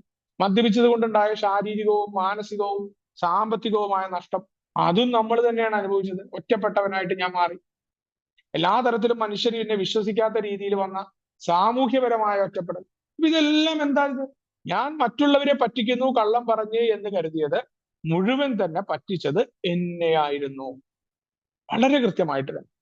അപ്പൊ ഇങ്ങനെയൊക്കെ ആണെങ്കിലും ഞാൻ നുണയൻ എന്ന് എന്നെ വിളിക്കുന്നത് എനിക്കിഷ്ടമല്ല. അതാണ് ഇതിന്റെ വേറെ രസം. നമ്മൾ പറയാറുണ്ട്, ആൽക്കഹോളിക്സ് അനോണിമസിന്റെ 6ാമത്തെ പടിയുടെ ലേഖനത്തിൽ പറയാറുണ്ട്, മറ്റു മനുഷ്യർ വെറുക്കപ്പെടുന്ന രീതിയിൽ നുണ പറയുന്നവനാകാൻ ആരാണ് ഇഷ്ടപ്പെടുന്നത്? അല്ലെങ്കിൽ ഒരു പൊങ്ങച്ചം പറച്ചിലുകാരനാണെന്ന് നമ്മളെ കുറിച്ച് വേറെ വല്ലവരും പറഞ്ഞാൽ നമുക്ക് ഇഷ്ടാവും. നമ്മൾ പലപ്പോഴും പലരോടും തെറ്റുന്നത് എന്താ? നിന്നെ കുറിച്ച് അവൻ ഇങ്ങനെ പറഞ്ഞു, ഇവൻ ഇങ്ങനെ പറഞ്ഞു. ചിലപ്പോൾ ഉള്ള കാര്യമായിരിക്കാം, എന്നാൽ പോലും നമ്മുടെ വേണ്ടപ്പെട്ടവർ നമ്മളെ അങ്ങനെയൊന്നും പറയരുത് എന്നാണ്. പല ആളുകളോടും തെറ്റിയിട്ടുള്ളത്. ഉദാഹരണം പറഞ്ഞാൽ, ഈ വിഷയാവതരണം നടത്തിക്കൊണ്ടിരിക്കുമ്പോൾ ഒരു AM മെമ്പർ പണ്ട് എനിക്ക് നല്ല ഓർമ്മയാണ്. ഈ മൈ എന്ത് തേങ്ങയാ പറയുന്നതെന്ന് പറഞ്ഞിട്ട് അയച്ചു കൊടുത്ത ഒരു വോയിസ് കോഴിക്കോടുള്ള ഒരു സുഹൃത്തായിരുന്നു. വളരെ പെട്ടെന്ന് തന്നെ ആത്മീയത പോയിട്ട് ആ മീറ്റിംഗിൽ പറഞ്ഞ ഉടനെ ഇവന് ഞാൻ എന്ത് ചെയ്തിട്ടാണ് ഇവൻ എന്നെ തെറി പറഞ്ഞ എന്ന് പറയുന്ന ഭാഗത്ത് നമ്മൾ ആലോചിക്കണം. അയാളെ ഏത് മാനസികാവസ്ഥയിലാണെന്ന് പറയുന്നത് നമുക്കറിയില്ല. അപ്പോ ഇത്തരത്തിലേക്ക് നമ്മള് നമ്മൾ ചെയ്യുന്ന കാര്യം അയാൾക്ക് ഇഷ്ടപ്പെട്ടില്ലെങ്കിൽ നമ്മളെ കുറിച്ച് വേറൊരാള് എന്തെങ്കിലും ഒന്ന് തെറ്റായി പറഞ്ഞാൽ നമുക്ക് ഇഷ്ടമാണ്. അവിടെ നമ്മൾ നുണയന്മാരാണെന്ന് നമ്മളെ വിളിക്കാൻ നമുക്ക് ഇഷ്ടമാണ്. എനിക്കിഷ്ടല്ല. പക്ഷെ നമ്മള് ഇങ്ങനെയൊക്കെ ആണെങ്കിലും ഈ നുണ എനിക്ക് കള്ളം പറച്ചിൽ നിർത്താൻ പറ്റുന്നുണ്ടോ? മദ്യമൊക്കെ നിർത്തി. ഏറ്റവും കൂടുതൽ ഇപ്പൊ നേരത്തെ പറഞ്ഞ കഥകളിലൊക്കെ മദ്യം ഒരു പ്രധാന വില്ലനായി വന്നുകൊണ്ട് മദ്യപിക്കുമ്പോഴാണ് ഈ നുണ പറയുന്നതെന്നുണ്ടെങ്കിൽ മദ്യം നിർത്തി. ഇനി ഞാൻ ഈ കള്ളം പറച്ചിൽ നിർത്തുവോ? ഇവിടെ സ്വയം വഞ്ചിക്കുന്നത് എനിക്ക് നിർത്താൻ പറ്റുന്നുണ്ടോ? കുടിയെല്ലാം മാറ്റി നിർത്തി. പക്ഷേ സ്വാഭാവികമായി എന്റെ സ്വഭാവമായി മാറിയ ചില കാര്യങ്ങൾ, എന്റെ കോഗ്നറ്റീവ് ബിഹേവിയർ, അവിടെ അടിയുറച്ചു പോയ കാര്യങ്ങൾ അത്ര എളുപ്പം മാറ്റാനായിട്ട് പറ്റില്ല. അതുകൊണ്ടല്ലേ മറ്റാൾക്കാരെ കുറിച്ചൊക്കെ നമ്മൾ തന്നെ കംപ്ലൈന്റ് പറഞ്ഞു, ഇയാളെന്താ എപ്പോഴും ഇങ്ങനെ പറയുന്നത്, ഇയാളെന്താ ഇങ്ങനെ ചെയ്യുന്നത്, നമ്മളിങ്ങനെ പരാതികൾ പറയാറുണ്ട്. ആളുകൾക്ക് മാറുക, അവരുടെ ബേസിക്കായ സ്വഭാവങ്ങൾ അടിയുറച്ചത് മാറ്റാനായിട്ട് സാധ്യമല്ല എന്നാണ് നമ്മുടെ പ്രോഗ്രാം പറയുന്നത്. ആദ്യം നമ്മൾ പറയുന്ന കള്ളങ്ങള് വലിയ ദോഷമില്ലാത്തത് ആകും. പിന്നീട് നമുക്ക് വലിയ ദോഷങ്ങളായിട്ടുള്ള മാറുന്നതായിട്ട് മാറും. അപ്പൊ അത് ആൽക്കഹോളിക്സ് അനോണിമസിൽ എത്തിയിട്ടുള്ള കള്ളം പറച്ചിൽ എന്ന് പറഞ്ഞു കഴിഞ്ഞാല് വലിയ ദോഷമില്ലാത്തത് പറഞ്ഞു കഴിഞ്ഞാല് ഈ കുടിക്കുന്ന ആൾക്കാരുടെ കഥകളൊക്കെ കേൾക്കുമ്പോൾ ഷെയറിംഗ് ഒക്കെ നന്നായി ഷെയർ ചെയ്യണം എന്ന് ആഗ്രഹിക്കുമ്പോൾ ഇച്ചിരി മസാലയൊക്കെ ചേർത്തിട്ട് ഞാനൊക്കെ ഷെയർ ചെയ്യും ആദ്യം, മറ്റുള്ളവരുടെ കേട്ടിട്ട്. ഇപ്പൊ നേരത്തെ ഇവിടെ സൂചിപ്പിച്ച പോലെ തന്നെ ഈ കഥകള് ഈ ചെറുതായി പറയുന്നതിനെ ഒന്ന് വളച്ചു കെട്ടി കുറച്ച് മസാലയൊക്കെ ചേർത്ത് കഥ ഒന്ന് പെരുപ്പിച്ച് പറയുന്ന നുണ പറച്ചിൽ തന്നെയാണ്. അത് കുഴപ്പമില്ലാത്തതാണ്, ഒരു പൊങ്ങച്ചം മാത്രമാണ് എന്ന് പറയാം. ആ ഷെയറിങ്ങിൽ ഞാൻ എന്തൊക്കെയോ ആണെന്ന് മറ്റുള്ളവരെ ബോധ്യപ്പെടുത്താൻ നടത്തുന്ന ഒരു കള്ളം, പൊടുപ്പും തൊങ്ങലും വെച്ചിട്ട് ഇല്ലാത്ത അനുഭവങ്ങൾ, പിന്നെ കുറച്ച് എന്താണ് അനുഭവങ്ങൾക്ക് ചൂടും ചൂരും, മറ്റുള്ളവരെ ഇങ്ങനെ ഈ പ്രശസ്തി അല്ലെങ്കിൽ മറ്റുള്ളവരെ പുറത്തുനിന്ന് കേൾക്കുമ്പോൾ എനിക്കും ഇത്തരത്തിലുള്ള കാര്യങ്ങൾ വേണം എന്ന ആഗ്രഹവും കൂടി ഉണ്ടാവും. അതുകൊണ്ടാണ് ഈ ഷെയറിങ് എങ്ങനെയുണ്ട് നമ്മൾ ചോദിക്കും. നമുക്ക് റിക്കവറി ഉണ്ടായോ എന്നല്ല. ഞാനൊക്കെ അത് ചോദിച്ചിട്ടുണ്ട് എത്രയോ പേരോട് എങ്ങനെ ഉണ്ടായിരുന്നു എന്ന് റിക്കവറി മീറ്റിംഗിലെ ഷെയറിങ്ങിൽ. അപ്പോ കാരണം എന്താ, ചില ആൾക്കാര് ഈ ഷെയറിങ്ങിന് കൗണ്ടർ ഷെയർ പോലെ ഈ മറുപടി പറയും. ആൾക്കാരുടെ വിചാരം പുകഴ്ത്തി കഴിഞ്ഞാൽ മദ്യാസക്തർ പൊങ്ങിപ്പോകുമെന്ന തെറ്റായ ധാരണ എന്തോന്ന് അറിയില്ല, ഇതിനെ വിമർശിക്കുകയല്ല. ഒരാൾ ഷെയർ ചെയ്താൽ അയാളുടെ ഷെയറിങ്ങിനെ വിലയിരുത്തി സംസാരിക്കുന്ന രീതി ആൽക്കഹോളിക്സ് അനോണിമസിന്റെ മീറ്റിങ്ങുകളിൽ സാധാരണഗതിയിൽ എടുക്കാറുണ്ട്. പക്ഷെ അന്നൊക്കെ ഈ വഴമൊക്കെ ചില ആൾക്കാർക്ക് അത് പ്രോത്സാഹനമായിട്ടുണ്ടാവാട്ടോ, ഇല്ല എന്ന് ഞാൻ പറയുന്നില്ലേ. അപ്പോ അങ്ങനെ നടക്കുമ്പോ എന്താ സംഭവിക്കുക എന്ന് വെച്ചാൽ, അപ്പൊ ഒരാൾ നന്നായി എന്ന് പറയുമ്പോ, ഹേയ് എന്റെ പറയുമ്പോ താങ്ക് യു എന്നാണല്ലോ പറഞ്ഞത്, എന്റെ നന്നായില്ലിരിക്കോ എന്ന് പറഞ്ഞുകൊണ്ട് കുറച്ചുകൂടി നന്നാക്കാനായിട്ട് കുറച്ച് സംഭവം കയറ്റി വെച്ചുകൊണ്ട് എനിക്ക് അനുഭവങ്ങൾ ഇല്ലെങ്കിൽ മറ്റുള്ളവരുടെ അനുഭവം എടുത്തിട്ടോ കുറച്ച് കഥകളും സങ്കല്പശേഷിയൊക്കെ കത്തിച്ചൊലിക്കുമെന്ന് ആൽക്കഹോളിക്സ് അനോണിമസിന്റെ പുസ്തകത്തിൽ പറയുന്ന പോലെ സങ്കല്പശേഷിയൊക്കെ ഉണ്ടാക്കിയെടുത്തുകൊണ്ട് പൊടിപ്പും തൊങ്ങലും വെച്ച് കഥ പറയുന്ന നമ്മുടെ രീതിയൊക്കെ ഉണ്ട്. അത് വലിയ കുഴപ്പങ്ങളില്ലാത്ത രീതിയാണ്. അത് നമ്മള് പറയുന്ന പോലെ നമ്മുടെ തന്നെ അനുഭവങ്ങളാണ് എന്ന് പറയാം. പക്ഷെ ഇത് എക്സ്ട്രാ ഓർഡിനറി ഒക്കെ കയറ്റി വിടാറായിട്ട് നമ്മളെ പറ്റും. ഇത് മറ്റുള്ള ആൾക്കാർക്ക് വലിയ ബുദ്ധിമുട്ടൊന്നും ഉണ്ടാകും. പക്ഷെ എന്താ കുഴപ്പറിയോ, ഈ കള്ളം പറഞ്ഞ് നമുക്ക് ഈ കള്ളത്തിനെ സത്യത്തിനെ വേർതിരിച്ചറിയാനുള്ള സ്വഭാവം നമ്മുടെ നഷ്ടപ്പെടും. പ്രത്യേകിച്ച് അഡിക്ഷൻ സ്വഭാവമുള്ള മദ്യാസക്തനായതുകൊണ്ട് തന്നെ ഒരു കാര്യത്തിലേക്ക് മാറുമ്പോൾ പിന്നീട് ഈ കള്ളം ജീവിതത്തിന്റെ ഭാഗമായിട്ട് മാറും. ഇവിടെ നമുക്ക് ഇഷ്ടമില്ലാത്ത ആൾക്കാരുടെ മീറ്റിങ്ങിലുണ്ടാവും. അപ്പൊ അവരെ കുറിച്ചൊക്കെ കള്ളം പറയാനായിട്ട് ഞാൻ തുടങ്ങിയിട്ടുണ്ട് ആ കാലത്ത്. ഇപ്പോ ഒരു ഉദാഹരണമായിട്ട് അതിന്റെ ഒരു കഥയായിട്ട് പറയാണ്, ആളുടെ പേരൊന്നും ഞാൻ സൂചിപ്പിക്കുന്നില്ല. ഒരു ID വിദേശത്തുള്ള അദ്ദേഹത്തിന്റെ സ്ഥലപ്പേരോടുകൂടി ഒരു ID ഒരു ദിവസം മീറ്റിംഗിലേക്ക് വരികയാണ്, രാത്രി നടക്കുന്ന മീറ്റിംഗിൽ. അപ്പോ ആ ID പേര് അദ്ദേഹത്തിന്റെ ഗ്രൂപ്പിന്റെ പേരായിരുന്നു. അപ്പൊ അത് ആരാണെന്ന് ചോദിച്ചപ്പോ അയാളുടെ പേര് പറഞ്ഞു, അത് ഇന്ന സ്ഥലത്ത് വിദേശത്തുള്ള ഇന്ന സ്ഥലമാണ് എന്റെ പഴമക്കാരൻ പറഞ്ഞു. ആ പഴമക്കാരൻ ഒരു പരിധി കൂടി കടന്നുകൊണ്ട് എന്നോട് അയാൾ ഇന്ന ആളുടെ സ്പോൺസി ആണ് എന്ന് തോന്നുന്നു എന്ന് പറഞ്ഞു. അങ്ങനെ അയാളെ അപ്പൊ ഈ എന്താന്നല്ല, അയാളുടെ സ്പോൺസറോട് ഒരു താല്പര്യമില്ലായ്മ എനിക്കുണ്ട്. പൊതുവെ അയാളൊക്കെ വലിയ സംഭവം, നമ്മളൊക്കെ ഒരു താഴ്ന്ന ഏക്കാര്, ഇവരൊക്കെ ഒരു വലിയ, ഇതൊക്കെ നമ്മൾ ഉണ്ടാക്കിയതാട്ടോ. അതൊക്കെ എന്റെ തെറ്റായ കൺസെപ്റ്റാണ് ഞാൻ പറയണത്, ഇപ്പത്തെ കാഴ്ചപ്പാടല്ല. അപ്പൊ അതുകൊണ്ട് ശ്രദ്ധിക്കണം. അന്ന് കാലത്ത് എനിക്ക് തന്നെ ഇവന്മാര് വലിയൊരു ഏക്കാര്, വലിയ ഇംഗ്ലീഷ് ഒക്കെ പറയണ കുറെ കൂണാണ്ടർമാർ ഇറങ്ങിയിട്ട് നമ്മളിവിടെ നാടൻ ഏക്കാര്, നമ്മൾ ഇങ്ങനെയൊക്കെ വെറുതെ തരംതിരിവ്, നമ്മൾ വെറുതെ ഒരു കാര്യമില്ലാണ്ട് ഈ മനുഷ്യന്റെ ഷെയറിങ് ഞാൻ കേട്ടിട്ടില്ല. നിങ്ങൾ കേൾക്കണം. ഈ സ്പോൺസറും എന്നെ നേരിട്ട് ഒരു ദ്രോഹവും ആ മനുഷ്യൻ ചെയ്തിട്ടില്ല. അതും രസമല്ല, ഇയാളുടെ സ്പോൺസർ ഒന്നും അല്ല അത് വേറെ, അതൊക്കെ തെറ്റിദ്ധാരണയാണ്. അതാ പറഞ്ഞ തെറ്റിദ്ധാരണ ഈ രീതിയിൽ പരന്നു വന്നിരിക്കുക. ഈ എന്നോട് പറഞ്ഞ പഴമക്കാരനും അറിയില്ല ഇയാളുടെ സ്പോൺസർ ആരെന്ന്, അയാളുടെ ഊഹാണ്. അവരൊക്കെ ഇങ്ങനെ പ്രോഗ്രാം ചെയ്യുന്നവർ നമ്മുടെ മീറ്റിങ്ങിലൊന്നും നിൽക്കില്ല എന്ന് അങ്ങനെ എന്തോ എന്ന് പറഞ്ഞു. അതോടുകൂടി എനിക്ക് ഞാൻ നേരിട്ട് കാണാത്ത, നേരിട്ട് കേൾക്കാത്ത ഈ ID മാത്രം വെച്ചുകൊണ്ട് ആ മനുഷ്യനെ ഞാൻ, അയാളുടെ വയസ്സ് ഞാൻ ഊഹിച്ചു, അയാളുടെ മുഖം എന്റെ മനസ്സിൽ സങ്കല്പിച്ചു. എനിക്ക് അയാളോട് കടുത്ത നീരസം, ദേഷ്യം വരിക. ഞാൻ ഇന്നേ വരെ കാണാത്ത ഒരു മനുഷ്യനോട് എനിക്ക് ദേഷ്യം വരും. അവിടെ വരെ കുഴപ്പമില്ല, എന്റെ ദേഷ്യമാണ്, എന്റെ ഉള്ളിലാണ്. ഇത് അവിടെ വരാൻ മാത്രമല്ല കുഴപ്പമില്ല, എനിക്ക് അയാളോട് എന്തെന്നില്ലാത്ത ദേഷ്യം. നിങ്ങൾ ആലോചിക്കണം, ഞാനുമായി ഒരു ബന്ധമില്ലാത്ത ഒരു മനുഷ്യൻ, ഒരു ഏകാരനാണ് അയാള്. ഏകദേശം ഞാൻ വന്ന കാലഘട്ടമാണ്, അയാളുടെ ഷെയറിങ് കേട്ടു. ഞാന് ഈ മനുഷ്യനെ കുറിച്ച് എന്റെ സുഹൃത്ത് വലയങ്ങളിൽ പിന്നീട് പറയുകയാണ്. അവിടെ വന്നില്ല, അത് മറ്റേ ഇവനാണ്, അവനൊരു എന്നൊക്കെ പറയുന്ന തെറി പദങ്ങൾ ഉപയോഗിച്ചുകൊണ്ട് ഈ മനുഷ്യനെ ഞാൻ വിലയിരുത്തി അടുത്ത ആളിലേക്ക് ഞാൻ പടർത്തുകയാണ്. എവിടെ? ചെറിയ ഒരു സാധനം എനിക്ക് കിട്ടിയതിന് ഇല്ലാത്ത കള്ളങ്ങൾ, നേരത്തെ പറഞ്ഞ ഭാവനാശേഷിയെ തെറ്റായി ഉപയോഗിച്ചുകൊണ്ട് ഈ എക്സ് എന്ന് പറയുന്ന ഏകാരൻ ഒരു ഇതാണ്, മറ്റവനാണ്. എനിക്ക് ഞാനുമായി യാതൊരു ബന്ധവുമില്ലാത്ത ആ മനുഷ്യനെ കുറിച്ച്, അയാളുടെ പ്രായം എനിക്കറിയില്ല, അയാൾ ആരാന്ന് എനിക്കറിയില്ല, അയാളുടെ ഫോട്ടോ പോലും ഞാൻ കണ്ടിട്ടില്ല. നിങ്ങൾ ആലോചിക്കണം.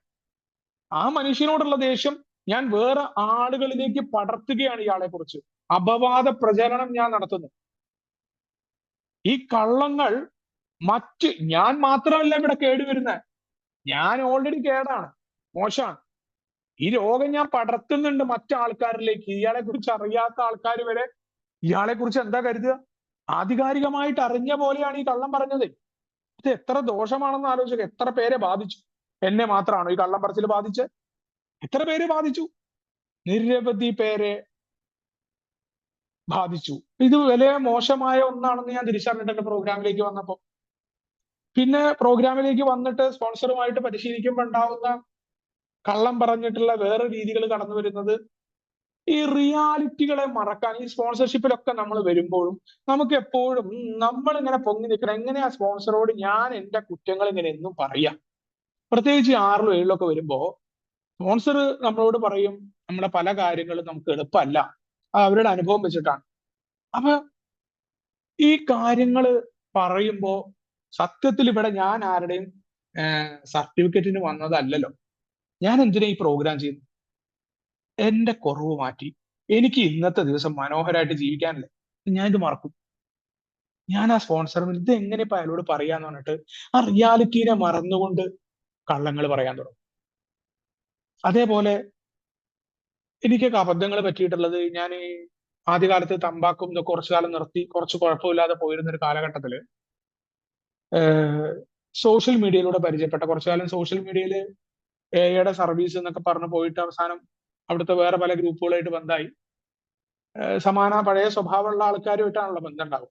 അപ്പൊ അവിടെ ഉള്ള ഒരു ടീം അവരുടെ ഒരു ഗെറ്റ് ടുഗദറിന് വിളിക്കുന്നു, കുറച്ച് ടീമായിട്ട്. അപ്പൊ അവിടെ കള്ളുണ്ട്, ഞാൻ കുടിക്കില്ല. അപ്പൊ എനിക്ക് ഈ കുടിക്കുന്ന ആൾക്കാരോടൊപ്പം കുടിക്കാതെ നിൽക്കാൻ ഒരു ആഗ്രഹം. അപ്പൊ നമ്മൾ ഈ സ്പോൺസർ എതിർക്കുവോ എതിർക്കാതിരിക്കാൻ ഭയങ്കര ന്യായം പറഞ്ഞ് എന്റെ ബിസിനസിന്റെ എന്തിനാണെന്ന് എനിക്കറിയില്ല, സ്പോൺസർ ഇല്ലെങ്കിൽ എനിക്ക് പോയാൽ മതി. അപ്പൊ ഈ നുണ പറച്ചിൽ എന്റെ സ്വഭാവമായിട്ട് മാറിയിട്ട് കുഴപ്പമാണ്. സ്പോൺസറോട് പറഞ്ഞു പറ്റിക്കുക. ആർക്ക് പോയി? ഞാന് കള്ളു കുടിച്ചില്ലെങ്കിൽ പോലും അയാൾ കുറെ കാര്യങ്ങൾ പറഞ്ഞു, ആവശ്യമുണ്ടെങ്കിൽ മാത്രമേ പോകാൻ പാടു പറഞ്ഞു. പക്ഷെ എനിക്ക് ആവശ്യമുണ്ട് എന്ന് ഞാൻ നുണ പറഞ്ഞുകൊണ്ട് അവിടെ പോയി. കുഴപ്പം എന്താ വെച്ചാൽ മദ്യപിച്ചില്ല, പക്ഷെ ഇവരുടെ പെരുമാറ്റങ്ങൾ അസഹനീയമായി. ഇവരെ തന്നെ കയ്യേറ്റം ചെയ്യേണ്ട രീതി എനിക്ക് കടന്നു വന്നു. അതിനെല്ലാം പുറമെ ഈ അസ്വസ്ഥത മാറ്റാനായിട്ട് ഞാൻ നിർത്തിവെച്ച തമ്പാക്ക് പിന്നീട് അത് എനിക്ക് നിർത്താൻ പറ്റാത്ത രീതിയിലേക്ക് പുകയില അഡിക്ഷൻ എന്റെ അടുത്ത പ്രശ്നമായിട്ട് മാറി. അതിനൊരു കാരണം ഈ ഒരു നുണ പറച്ചിലായിരുന്നു എന്റെ. അപ്പൊ ഇത്തരം കാര്യങ്ങൾ അവർ എതിർക്കുമോ എന്ന് പറഞ്ഞിട്ട് ചില ഉള്ളിൽ താലോലിച്ച മോഹങ്ങളുണ്ട്. അതുകൊണ്ടാണ് ഈ 6ഉം 7ഒക്കെ വളരെ പെട്ടെന്ന് ഞാനെന്ന മദ്യാസക്തന് ചെയ്യാൻ എപ്പോഴും ബുദ്ധിമുട്ടും. പ്രോഗ്രാം എപ്പോഴും പറയുന്നത് നീ നിന്റെ ജീവിതത്തിന്റെ ഭാഗമാക്കിക്കൊണ്ട് നടക്കുക എന്ന് പറയുന്നുണ്ട്. അവസാന ഭാഗത്തേക്ക് ഞാനത് വരാം, 6ാമത്തെ പടിയുടെ ഭാഗമൊക്കെ. അപ്പോ ഇതെല്ലാം വളച്ചൊടിച്ച് ഇത്തരം കഥകൾ പറയുക, ഇതും പ്രോഗ്രാമിൽ എത്താവുന്ന സമയത്തും ഈ കള്ളം പറയുന്ന ശീലം എളുപ്പം മാറ്റാൻ പറ്റിയില്ല. അപ്പോ മാറ്റാൻ പറ്റാത്ത ശീലങ്ങൾ അയാൾ എന്തു പറയും, അയാൾ എന്തോ പറഞ്ഞോട്ടെ, എനിക്ക് മാറിയിട്ടില്ലെങ്കിൽ മാറിയിട്ടില്ല എന്ന് പറയേണ്ട സത്യസന്ധത ഞാൻ കാണിക്കണ്ടേ? ഇനി ആർക്കാ നഷ്ടം? അവിടെയാ പറഞ്ഞത്, ഞാൻ ഈ കള്ളം പറഞ്ഞ അയാൾക്കാണോ, അയാളെ പറ്റിക്കുകയാണോ, അയാൾക്ക് ഇപ്പൊ എന്താ? ഞാനിപ്പോ എന്തെങ്കിലും ഒരു തെറ്റായ പ്രവൃത്തി ചെയ്യാണ്, ഇപ്പൊ ഖത്തറിലൊക്കെ ഉണ്ടായിരുന്ന സമയത്ത് ഞാൻ ഈ പറയുന്ന സ്ത്രീകളുടെ അടുത്ത് പോവുകയോ, ആർക്കെന്ത് പോയി, എന്റെ പൈസ, എന്റെ ശരീരം, എന്റെ ഇഷ്ടം വന്ന്, എന്റെ ഒപ്പം ആരുമില്ല, എന്റെ ഒപ്പം ഭാര്യ പോലും ഇല്ല, മറ്റേ ഭാര്യ വിടുന്ന സമയമാണ്. ആര് പറഞ്ഞു? ഉഭയകക്ഷി സമ്മതപ്രകാരമുള്ള ലൈംഗികതയ്ക്ക് പോയ ആർക്കാ നഷ്ടം? ഞാൻ ഈ സ്പോൺസറുടെ മുന്നിൽ മാന്യനാവേണ്ട കാര്യം എന്തായിരുന്നു? അപ്പൊ ഇതെല്ലാം എന്നെ തന്നെ വഞ്ചിക്കുന്ന കുറെ കാര്യങ്ങൾ എനിക്ക് കടന്നു വന്നു. വളരെ സമയമെടുത്തിട്ടാണ് ഇത്തരം കള്ളങ്ങൾ എന്നെ ഉപദ്രവിക്കുമെന്ന് ഞാൻ മനസ്സിലാക്കിയത്, അത് മാറ്റിയത്. ഇന്നത് കൃത്യമായിട്ട് അറിയാം എന്തുകൊണ്ടാണ് ഈ കള്ളങ്ങളിൽ നിന്ന് മാറാനായിട്ട് പറ്റാത്തത്. കാരണം ഈ പറ്റിക്കലെല്ലാം സ്പോൺസറെ അല്ല, മറ്റു മനുഷ്യരോടല്ല, മറിച്ച് ഇത് എന്നെ തന്നെ ബാധിക്കുന്നതാണ്, എന്നെ തന്നെ വഞ്ചിക്കുന്നതാണ് എന്നത് വളരെ കൃത്യമായിട്ട് തന്നെ ആ ബോധ്യം അവിടെ കടന്നു വരികയാണ്. പിന്നെയുള്ള പ്രശ്നം എന്ന് പറഞ്ഞാൽ നേരത്തെ നമ്മൾ സൂചിപ്പിച്ച പോലെ തന്നെയാണ് മറ്റുള്ള മനുഷ്യരെ ബാധിക്കുന്ന കള്ളം പറച്ചിലുകൾ. അത് ഒരു പരിധി കൂടി കടന്ന് പിന്നീട് പ്രോഗ്രാം നമുക്ക് പ്രവർത്തിക്കാതിരിക്കുന്ന സമയങ്ങളിൽ ഉണ്ടാവും. ആ തുടക്ക സമയങ്ങളിലൊക്കെ നമ്മളെ സംബന്ധിച്ചിടത്തോളം നേരത്തെ പറഞ്ഞ ഒരു മനുഷ്യനോട് എനിക്ക് ദേഷ്യം ഉണ്ടായ പോലെ പല കാര്യങ്ങളെ കൊണ്ട് നമുക്ക് പലരോടും വിരോധം വരും. അത് നമ്മളുമായിട്ട് നേരിട്ടിട്ട് ഉണ്ടാകുന്ന വിരോധമാവില്ല. നമ്മൾ പറയാറില്ലേ, പല സത്യങ്ങളും നമ്മൾ അർദ്ധ സത്യങ്ങളായിട്ട് അറിയുക.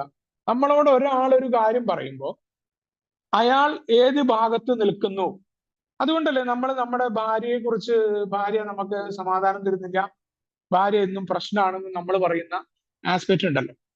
തൊട്ടപ്പുറത്ത് ആ ഭാര്യ ഒരു സൈക്കോളജിസ്റ്റിന്റെ അടുത്താണ് നമ്മൾ പോയിട്ട് ഇത് ഉണ്ടെന്നുണ്ടെങ്കിൽ നമ്മളെ പുറത്തിരുത്തിയിട്ട് ഭാര്യയോട് ചോദിച്ചാൽ ഭാര്യ പറഞ്ഞു തരും നമ്മൾ എത്രത്തോളം കൊള്ളാത്തവരാണ്. പക്ഷെ അവര് നമ്മളെ പോലെ പറയില്ല കേട്ടോ, വ്യത്യാസം ഉണ്ടാവും. കാരണം നമ്മൾ അത്ര നന്ദിയായിട്ടോ, കാരണം നമ്മൾ വരച്ച രീതിയിൽ മറ്റുള്ളവർ വേണം, വലിയൊരു കുഴപ്പം നമ്മളെ. അപ്പൊ നമ്മൾ ഈ ആൽക്കഹോളിക്സ് അനോണിമസിന്റെ പ്രവർത്തനങ്ങളിലൊക്കെ ഞാൻ ആദ്യകാലത്ത് വരുമ്പോ ഈ പകുതി കേട്ട കാര്യങ്ങൾ, അറിയാത്ത കാര്യങ്ങൾ, നേരത്തെ പറഞ്ഞ പോലെ വെറും ശത്രുത ഉണ്ടാവുക. ഞാനുമായിട്ട് നേരിട്ട് ബന്ധമില്ലാത്ത ഒരാളെ കുറിച്ച് ഒരു അപവാദം പറയുകയാണ്. ഈ പറയുന്നത് പഴമക്കാരനായിരിക്കാം. ഇങ്ങനെയൊക്കെ പറയുമ്പോൾ ഈ പഴമക്കാരൻ ഇത് പറയാനുള്ള കാരണം എന്താ, എന്തുകൊണ്ടാവും പറയുണ്ടാവും? അയാളെ വിലയിരുത്തൊന്നും വേണ്ട, അതിനങ്ങോട്ട് വിടാം.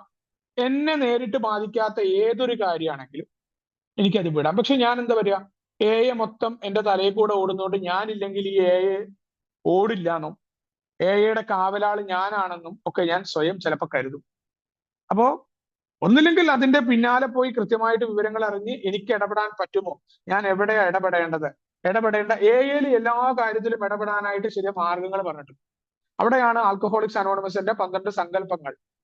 എവിടെയാണ് നമുക്ക് ഇറങ്ങാനായി പറ്റുക, എന്തൊക്കെയാണ് സർവീസിൽ ചെയ്യാൻ പറ്റുക. അതില്ലാത്ത സ്ഥലങ്ങളിൽ ഞാൻ വെറുതെ അഭിപ്രായ പ്രകടനം നടത്തിയിട്ട് കാര്യമില്ല എന്നുള്ളതാണ്. പക്ഷെ എന്താ ഉണ്ടാവുക അറിയാം, നമ്മൾ ഒരു പരിധിയും ഇല്ലാതെ ആൽക്കഹോളിക്സ് അനോണിമസിന്റെ പൊളിറ്റിക്സ് ഉണ്ടാവും മറ്റു മനുഷ്യർ തമ്മിൽ. ഇതിലേക്ക് ഞാൻ ഇറങ്ങി, അവിടെ എന്താണ്, അർദ്ധ സത്യങ്ങൾ ഉണ്ടാവും, ചില കാര്യങ്ങൾ ഉണ്ടാവും. ആ കാര്യങ്ങളെ പറയുന്ന ആളുടെ താല്പര്യപ്രകാരം വളച്ചൊടിച്ചുകൊണ്ട് എന്നോട് പറഞ്ഞു.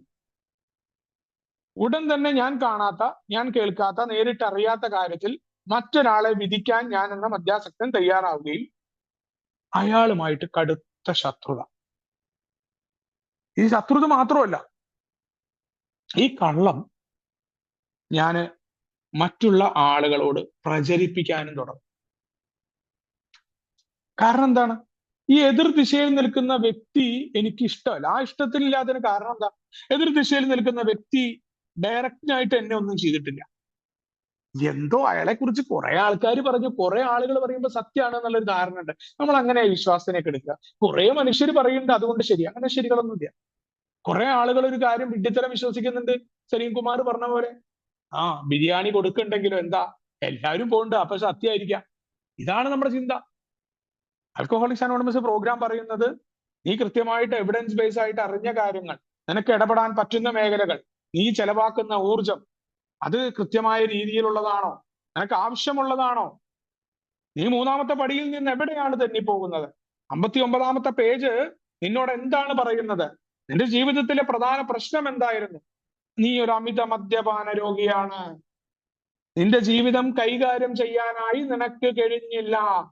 ഇവിടെ പറയുന്നുണ്ട്, ദൈവത്തെ തേടിയാൽ രോഗശമനം. എവിടെയാണ് ദൈവത്തെ തേടുന്നത്? ഏതാണ് ദൈവം? ഞാനല്ല ജീവിതത്തിന്റെ ഡയറക്ടർ എന്ന ബോധ്യം. ഞാൻ ആഗ്രഹിച്ച രീതിയിൽ മറ്റു മനുഷ്യർ പെരുമാറണം. ഈ രണ്ടാമത്തെ പടിയുടെ ആത്മീയതയൊക്കെ കടന്നു വരുന്നത് മറ്റു മനുഷ്യരെ, എന്നെ പോലെയുള്ള മനുഷ്യരെ ഉണ്ടാക്കുകയല്ല, മറ്റു മനുഷ്യർ എങ്ങനെയാണോ അവരെ ഉൾക്കൊള്ളാൻ എന്നെ പ്രാപ്തമാക്കണമേ. രണ്ടാമത്തെ പടിയുടെ പ്രാർത്ഥന പോലും അതാണ്. ഇതൊക്കെ മറന്നുപോകുന്നു.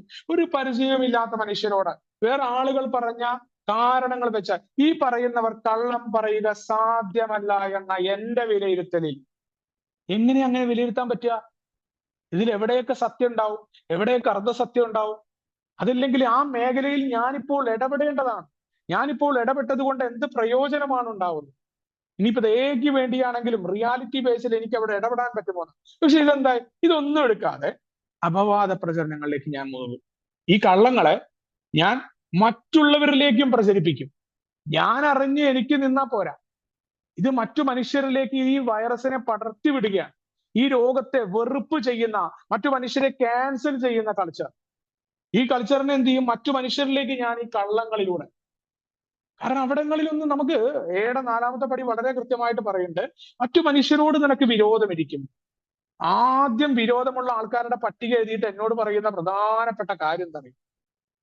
ആ വിരോധം മാറ്റുക. അവർ രോഗിയാണെന്നാണ്. എന്റെ ജീവിതത്തിൽ അത്രയധികം ഉപദ്രവം ചെയ്ത ആളുകളോട് ചെയ്യാനാ പറഞ്ഞിട്ടുള്ളത്, ചില്ലറക്കാര്യല്ല. ആൽക്കഹോളിക്സ് അനോണിമസിനെക്കാളും എന്റെ ജീവിതത്തിന്റെ നിലനിൽപ്പിന്, ഞാൻ ഉണ്ടായിരുന്ന ജീവിതത്തിൽ എന്നെ കടുത്ത ദ്രോഹം ചെയ്ത ആളുകളുടെ പട്ടിക ഉണ്ടാക്കിയിട്ടാ എന്നോട് പറഞ്ഞത്. അവര് രോഗിയാടോ, വിടടോ അവരെ. അവര് ശല്യം ചെയ്ത രീതിയൊന്നും നിനക്ക് ഇഷ്ടല്ല, അത് ഞങ്ങൾക്കറിയാം. സാരല്ല, രോഗിയാണ്, അവരോട് ക്ഷമിക്ക്. അതിനാണ് പ്രാർത്ഥന ഉപയോഗപ്പെടുത്ത്. നമുക്ക് മാറ്റുവാൻ പറ്റില്ല, നമ്മൾ ഉൾക്കൊള്ള ആ രീതിയിൽ വിരോധം മാറ്റണം. അങ്ങനെ മാറ്റിയാലേ നമുക്ക് 9-ാമത്തെ പടിയിലൊക്കെ, ഇപ്പൊ 9-ാം പടി ചെയ്യാൻ പറ്റൂ. ആ 9-ാം പടി ചെയ്ത ആളായ ഞാൻ ആൽക്കഹോളിക്സ് അനോണിമസിലെ വേറെ പല കാര്യങ്ങളിൽ ഈ സ്വഭാവം കടന്നു വരുന്നുണ്ടോ? പടികൾ എവിടെ കടന്നു വരേണ്ടതാ? നിത്യജീവിതത്തിൽ കടന്നു വരേണ്ടതാണ്. പാരമ്പര്യങ്ങൾ, ഇന്നത്തെ ഡെയിലി റിഫ്ലക്ഷൻ ഒക്കെ പറയുന്നത് ആൽക്കഹോളിക്സ് അനോണിമസിന്റെ ഗ്രൂപ്പിലെ പല രീതിയിൽ എതിർപ്പുള്ള മനുഷ്യരുടെ ഇടയിലേക്ക് കടന്നു വരേണ്ടതാണ്. ഇവിടെ എന്താണ്? ഇവിടെ ഗ്രൂപ്പ് തിരിഞ്ഞുള്ള പോർവിളികൾ, മറ്റ് ഗ്രൂപ്പുകളെ റദ്ദ് ചെയ്യുക, കേട്ട പാതി കേൾക്കാത്ത പാതിയുള്ള കള്ളങ്ങൾ ഞാൻ പ്രചരിപ്പിക്കാനായിട്ട് കൂട്ടുനിന്നിട്ടുണ്ട്. പലപ്പോഴും ഞാനൊക്കെ ആ പ്രചരണങ്ങളിലെ ഭാഗമായിട്ടൊക്കെ രണ്ട് രീതിയിലും ഇല്ല. ഒരാളുടെ അണിയായിട്ട് നടക്കുക, അല്ലെങ്കിൽ ഏതെങ്കിലും ഒരു നേതാവ് പറഞ്ഞു, അങ്ങനെ നേതാക്കന്മാരൊന്നുമില്ല, അവര് പറയണതെല്ലാം ശരിയെന്ന് പറഞ്ഞാൽ അവരെ പൊക്കി നടക്കുക, അത് തെറ്റാണെന്ന് പറഞ്ഞു. കാരണം എന്താ? വാർപ്പ് മാതൃകളൊന്നുമില്ല, മദ്യാസക്തരാണ്. ഇവിടെ മോഡറേറ്റർ രാജശേഖരൻ സൂചിപ്പിച്ച പോലെ ഇവിടെ ആരും ജഡ്ജികളില്ല, ഇവിടെ ആരും തന്നെ കള്ളന്മാരില്ല. ഇവിടെ വരുന്നവർ മദ്യാസക്തരാണ്. അവൻ കള്ളനായിരിക്കാം, തെമ്മാടിയായിരിക്കാം, പെണ്ണുപിടിയനായിരിക്കാം, അവൻ ഏതൊക്കെ രീതിയിലുള്ളവനായിരിക്കാം. ആൽക്കഹോളിക്സ് അനോണിമസിലെ പ്രാഥമിക യോഗ്യത ഇത് നീ എടുക്കുന്നുണ്ടോ? നീ പാരമ്പര്യങ്ങളെ നീ പാലിക്കാനുള്ള തയ്യാറെടുപ്പ് വരുന്നുണ്ടോ? അതിനു പകരം ഞാൻ എന്താ ചെയ്ത? ഞാനിവിടെ കള്ളങ്ങളെ കൊണ്ട്, ഈ കള്ളങ്ങൾ മറ്റുള്ളവർക്കെതിരെ അർദ്ധസത്യങ്ങളായി വിരോധങ്ങളെ കൂട്ടിക്കൊണ്ട്, എന്റെ ഉള്ളിൽ ഇല്ലാത്ത ശത്രുതയെ പെരുക്കിക്കൊണ്ട്, ശത്രുക്കളെ പുതുതായിട്ട് ഞാൻ ആൽക്കഹോളിക്സ് അനോണിമസിൽ ക്രിയേറ്റ് ചെയ്യും. ആ വ്യക്തിയോട് യഥാർത്ഥത്തിൽ ആ വ്യക്തി എന്നെ നേരിട്ട് ഒന്നും ചെയ്തിട്ടില്ലെങ്കിൽ പോലും ആ വ്യക്തിയുടെ അടുത്തിൽ ഞാൻ ഈ വിദ്വേഷ പ്രചരണം നടത്തുന്നു. ഇപ്പുറത്ത് കൂടെ ഞാൻ ഫ്രാൻസിസ് അസീസിയുടെ പ്രാർത്ഥനയെ കുറിച്ച് പറയും. എന്താണ് ഫ്രാൻസിസ് അസീസിയുടെ പ്രാർത്ഥന എന്നറിയോ? വിഷയാവതരണമൊക്കെ നടത്താൻ പറ്റും, ഭയങ്കര വിഷയാവതരണം. എന്താണ്? മറ്റു മനുഷ്യരെ, മറ്റുള്ളവർ എന്നെ മനസ്സിലാക്കണം എന്ന് ആഗ്രഹിക്കുന്നതിന് പകരം ഞാൻ മറ്റു മനുഷ്യരെ മനസ്സിലാക്കാൻ തയ്യാറാക്കണമേ എന്ന്. എല്ലാവരും എന്നെ സ്നേഹിക്കുന്നില്ല എന്ന് പരാതി പറഞ്ഞ മദ്യാസക്തനായ നീ മറ്റുള്ളവർ നിന്നെ സ്നേഹിക്കുന്നില്ല എന്ന പരാതി നിർത്തിക്കൊണ്ട് മറ്റുള്ളവരെ സ്നേഹിക്കുക, പരാതികൾ നിർത്തുക. ഉപാധികളില്ലാതെ മറ്റു മനുഷ്യർക്ക് പകർന്നു കൊടുക്കേണ്ട പാഠം പഠിപ്പിച്ചത് ആൽക്കഹോളിക്സ് അനോണിമസ് ആണ്.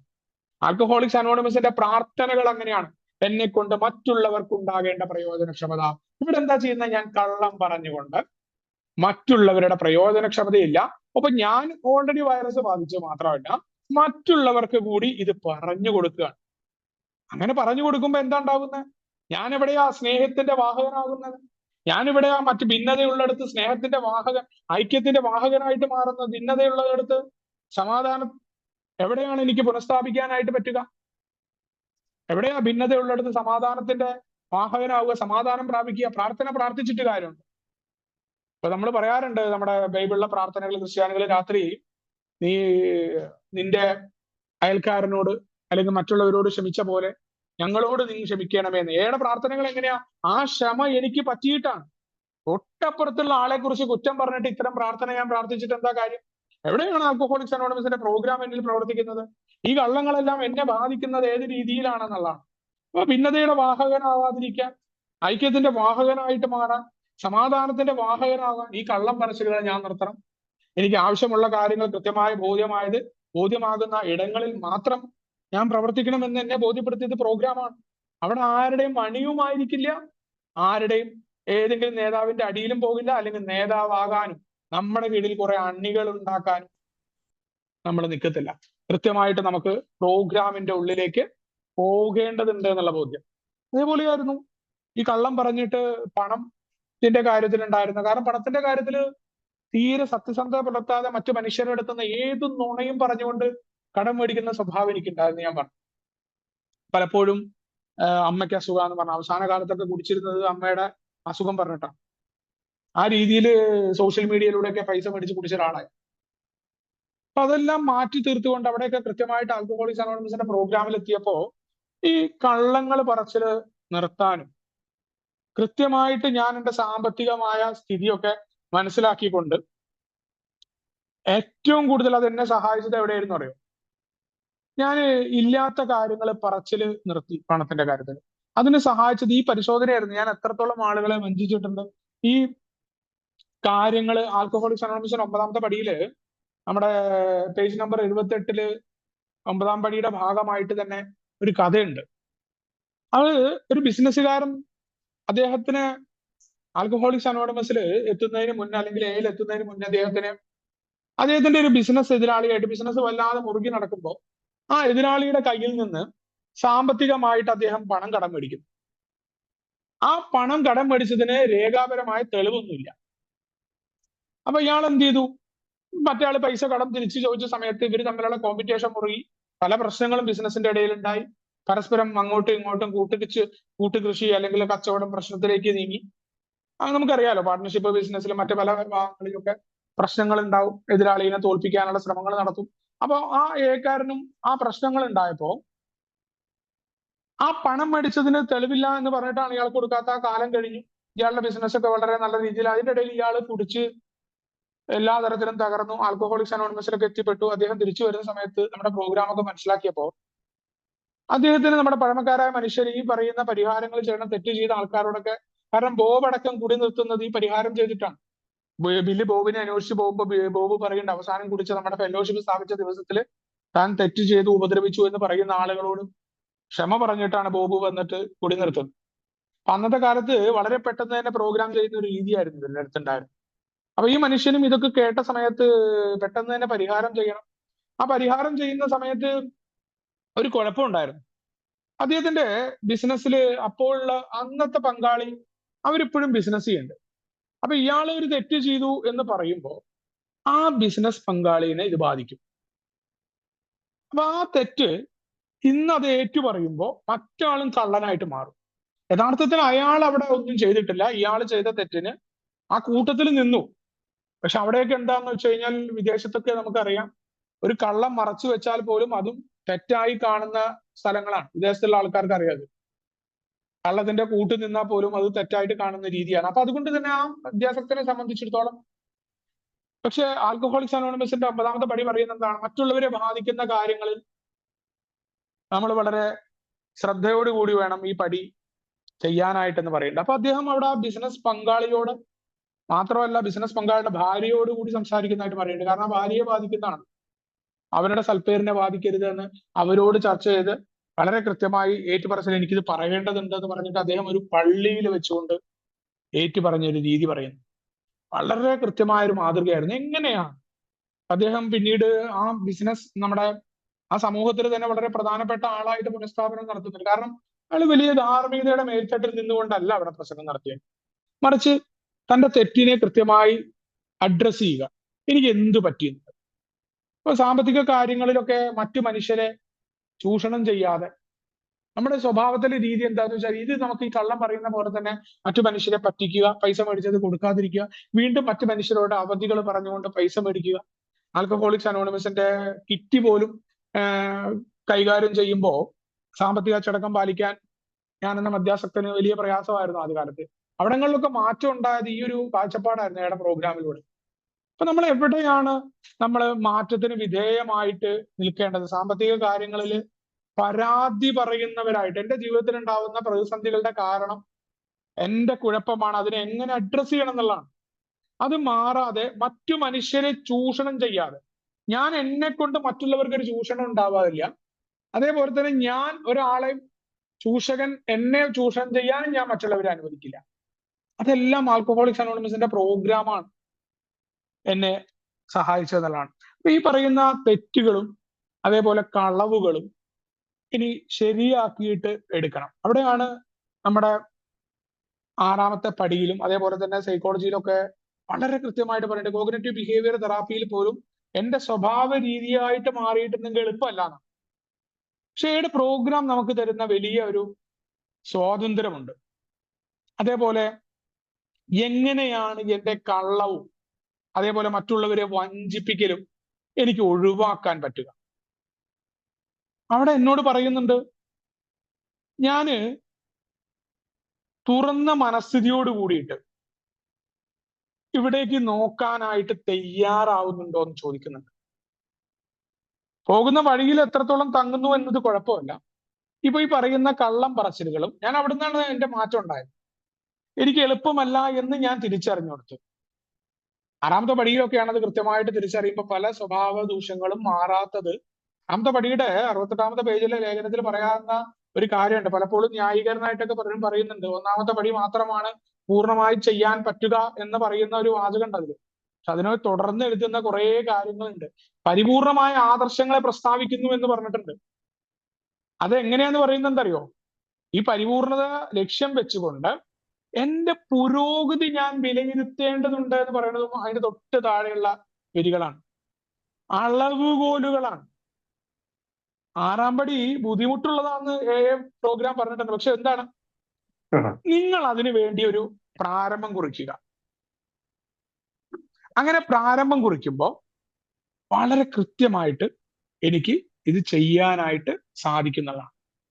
അപ്പൊ അത് എന്നെ സംബന്ധിച്ചിടത്തോളം എനിക്കത് ഉപേക്ഷിക്കാൻ, ഈ കള്ളം പറച്ചില്, ഈ ചതിക്കുന്നത്, മറ്റുള്ളവരെ ചതിക്കുക, മറ്റുള്ളവരെ പറ്റിക്കുക, ഇത് ഉപേക്ഷിക്കാൻ, നേരത്തെ പറഞ്ഞ ആ സ്വഭാവ ദൂഷ്യങ്ങൾ, മറ്റുള്ളവർക്ക് ഉപദ്രവകരമാകുന്ന കള്ളങ്ങൾ, ഇപ്പൊ നേരത്തെ ഇവിടെ സുരേഷ് ചേട്ടനൊക്കെ സൂചിപ്പിച്ച ആ ഒരു പൊങ്ങച്ചം പറച്ചില് ഒക്കെ മാറ്റണം എന്ന് വിചാരിച്ചാൽ പോലും, നമ്മൾ വിചാരിച്ചാൽ പോലും മാറാത്ത ഒന്നുകൂടിയാണ് ആ പൊങ്ങച്ചം പറച്ചിൽ.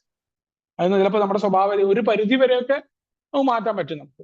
പക്ഷെ എങ്കിലും ഞാനൊക്കെ ഇന്ന് മനസ്സിലാക്കുന്നത്, ഇന്നും എനിക്ക് മാറ്റാൻ പറ്റുന്ന ചില ആളുകളോടൊക്കെ സംസാരിക്കുന്ന കൂട്ടത്തിൽ നമ്മൾ അറിയാതെയെങ്കിലും ഈ പൊങ്ങച്ചം പറഞ്ഞു. അത് നമ്മുടെ സ്വഭാവത്തിന്റെ രീതിയാണ്. പക്ഷെ അത് കുഴപ്പമില്ല. പക്ഷെ ഏറ്റവും കൂടുതൽ മാറ്റേണ്ടതാണ് എന്നെയും മറ്റുള്ളവരെയും ബാധിക്കുന്ന ഈ നുണപറച്ചിലുകളാണ്. അപ്പൊ അത് പരിപൂർണതയിലേക്ക് മിഴികൾ ഉയർത്തുക എന്ന അടുത്ത ഖണ്ഡികയിൽ പറയുന്നുണ്ട്. പരിപൂർണതയിലേക്ക് പരിപൂർണമായിട്ട് ശ്രദ്ധിക്കാനുള്ള തയ്യാറെടുപ്പ് ഉണ്ടാകുമ്പോഴേ പുരോഗതി ഉണ്ടാവുള്ളൂ. അതല്ല ന്യായീകരിച്ചു കൊണ്ടിരുന്നാൽ ഈ കള്ളം പോവില്ല. അതുകൊണ്ടാണ് നമ്മുടെ സ്വഭാവത്തിൽ നമുക്ക് മാറ്റാൻ പറ്റില്ല എന്ന് പറഞ്ഞ സാധനങ്ങൾ നമ്മൾ കെട്ടിക്കിടക്കുന്നതിന്റെ കാരണം അതാണെന്ന് പ്രോഗ്രാം പറഞ്ഞിട്ടുണ്ട്. എത്രമാത്രം നിങ്ങൾ അവിടെ തങ്ങുന്നു എന്ന് പ്രശ്നമല്ല. ഇത് മാറ്റാനുള്ള ശ്രമത്തിനിടയിൽ കുറച്ച് സമയം എടുത്തോട്ടെ, മറ്റു പടികളെല്ലാം കടന്നു പോകുമ്പോഴും നിനക്ക് ഓർമ്മയുണ്ടായാൽ മതി. പക്ഷെ നീ ഇത് പറ്റില്ല എന്ന വർത്താനം പറയും. ഉപേക്ഷിക്കാൻ തയ്യാറാകാത്ത പോരായ്മകളിലേക്ക് നോക്കുമ്പോ ഒരൊറ്റ കാര്യ പറഞ്ഞിട്ടുള്ളത്, ഇനി എനിക്ക് ഉപേക്ഷിക്കാൻ ഉപേക്ഷിക്കാൻ കഴിയുന്നില്ല എന്ന് പറഞ്ഞോ, പക്ഷെ അത് ഉപേക്ഷിക്കാൻ സാധ്യമല്ല എന്ന പറച്ചിൽ പറയരുത് എന്നാണ് പറഞ്ഞിട്ടുള്ള പ്രോഗ്രാം. ഒരിക്കലും ഉപേക്ഷിക്കില്ല എന്നുള്ള ഷാഠ്യം പിടിക്കരുത് എന്ന് പറഞ്ഞു. അപ്പൊ എന്താണ് പരിപൂർണതയിലേക്ക് ലക്ഷ്യം വെച്ചുകൊണ്ട് അങ്ങേയറ്റം സന്നദ്ധതയോടുകൂടി ഉള്ള പ്രവർത്തനമായിരുന്നു എന്നോട് ഈ കള്ളത്തിന്റെ കാര്യത്തിൽ പ്രോഗ്രാം ആവശ്യപ്പെട്ടത്.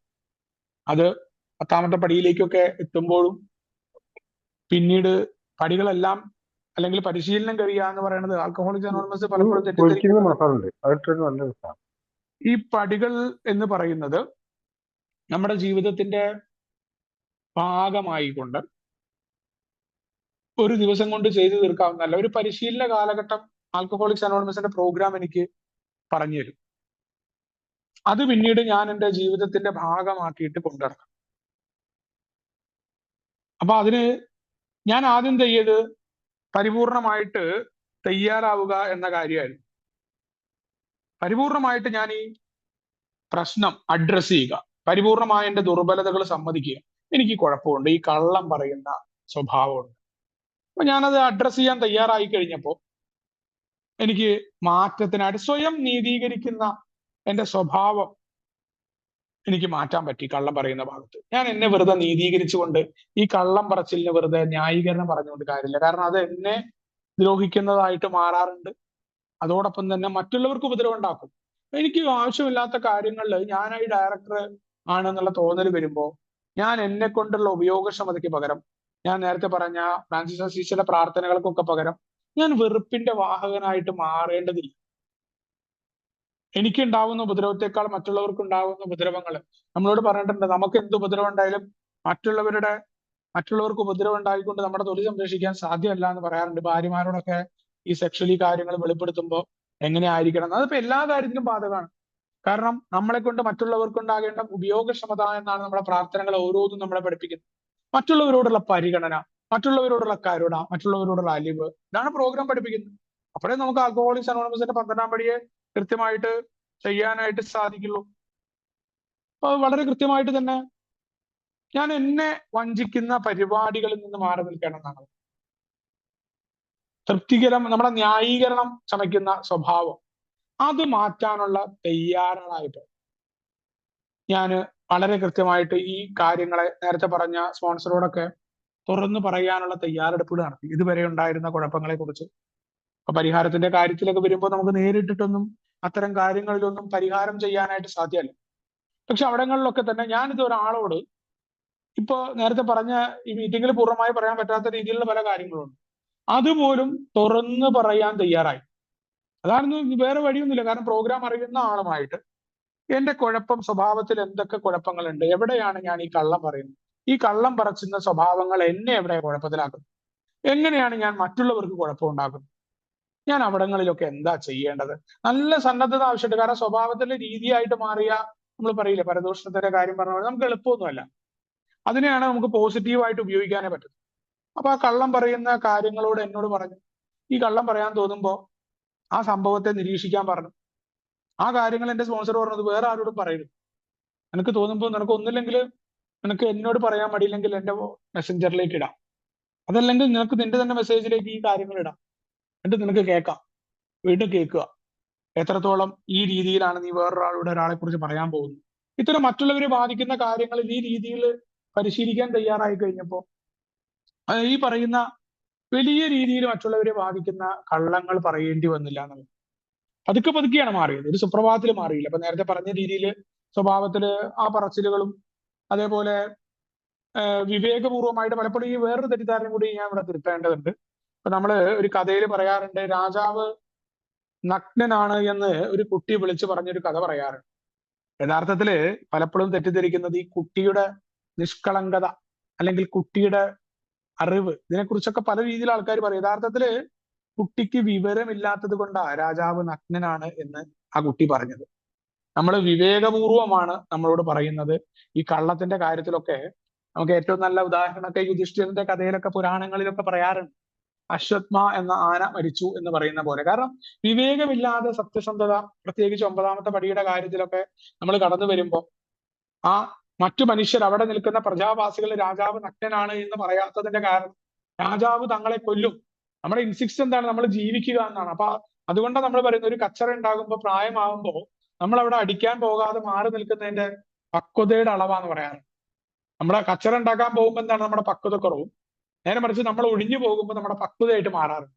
ഇപ്പൊ രാജാവ് നഗ്നനാണ് എന്ന് വിളിച്ചു പറയുന്നത് വലിയ അറിവല്ല എന്ന്, മറിച്ച് അത് നമ്മുടെ ഇൻസ്റ്റിക്റ്റിന്റെ നേരെ എതിരെയാണ്. എന്നാലോ എതിർക്കപ്പെടേണ്ട അല്ലെങ്കിൽ പറയേണ്ട സമയങ്ങളിൽ പറയേണ്ട സന്ദർഭങ്ങളിൽ കൃത്യമായി പറയേണ്ടതാണ് സത്യം എന്ന് പറയുന്നത്. അതല്ലാതെ ഈ സത്യം എന്ന് പറയുന്നത് അല്ലെങ്കിൽ സത്യസന്ധതയുടെ പ്രോഗ്രാമിലാണെന്ന് പറഞ്ഞുകൊണ്ട് നമ്മൾ പരിപൂർണമായിട്ട് അല്ലെങ്കിൽ ഒരാളെ കുറിച്ച് ചോദിച്ചാൽ അയാൾ ഇന്നലെ എങ്ങനെ പറഞ്ഞേട്ടോ എന്ന് നേരിട്ട് പരദൂഷണം പറയുന്നത് സത്യസന്ധതയല്ല, അത് പരദൂഷണാണ്. അതും ആൽക്കഹോളിക്സ് അനോണിമസിന്റെ പ്രോഗ്രാമാണ് എന്നെ ബോധ്യപ്പെടുത്തിയത്.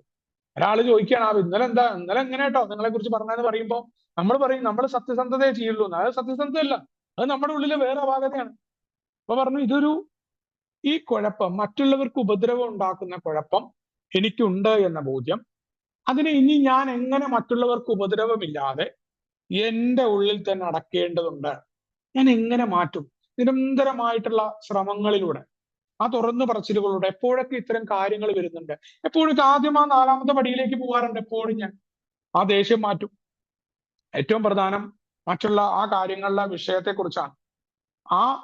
ഇതിന് കാരണമായ വിഷയം എന്താണ്, എന്തുകൊണ്ടാണ് ഇത്തരം കാര്യങ്ങൾ എനിക്ക് കടന്നു വരുന്നത്, എവിടെയാണ് ഞാനിത് പറയുമ്പോൾ എന്താ സംഭവിക്കാൻ പോകുന്നത്, ഇതിന്റെ അടുത്ത ഫലം എന്തായിരിക്കും ഈ കള്ളം ഞാൻ പ്രചരിപ്പിക്കുമ്പോൾ എനിക്ക് കിട്ടുന്ന ഈ താൽക്കാലിക വളഞ്ഞ വഴിയിലൂടെയുള്ള സുഖമാണോ, അതോ ഞാൻ സ്ട്രെയിറ്റ് ആയിട്ട് പോകുമ്പോൾ കിട്ടുന്ന നീണ്ടു നിൽക്കുന്ന സന്തോഷമാണോ ആൽക്കഹോളിക്സ് അനോണിമസിന്റെ പ്രോഗ്രാം എന്നോട് വെക്കുന്നത് എന്നുള്ള ചോദ്യമാണ്. തീർച്ചയായിട്ടും നീണ്ടു നിൽക്കുന്ന, ഒരു കാരണവശാലും പെട്ടെന്നുണ്ടാകുന്ന സന്തോഷങ്ങളുടെ പിറകെ പോയിട്ടാണ് എൻ്റെ ജീവിതത്തിൽ ഈ ഗതി ഉണ്ടായത് എന്നുണ്ടെങ്കിൽ, നീണ്ടു നിൽക്കുന്ന ആ ഹാപ്പിനെസ്സിന് വേണ്ടിയിട്ട് നിരന്തരമായിട്ടുള്ള പ്രവൃത്തി ഉണ്ടാവും. ആ പ്രവൃത്തിയോടൊപ്പം തന്നെ നേരത്തെ പറഞ്ഞ രീതിയിൽ 9ാമത്തെ പടിയൊക്കെ പറയുന്ന പോലെ പരിപൂർണമായി വിവേകത്തിൽ നിന്നുകൊണ്ടായിരിക്കണം നമ്മൾ ഇടപെടേണ്ടതെന്ന് ഏടെ പ്രോഗ്രാം പഠിപ്പിച്ചു.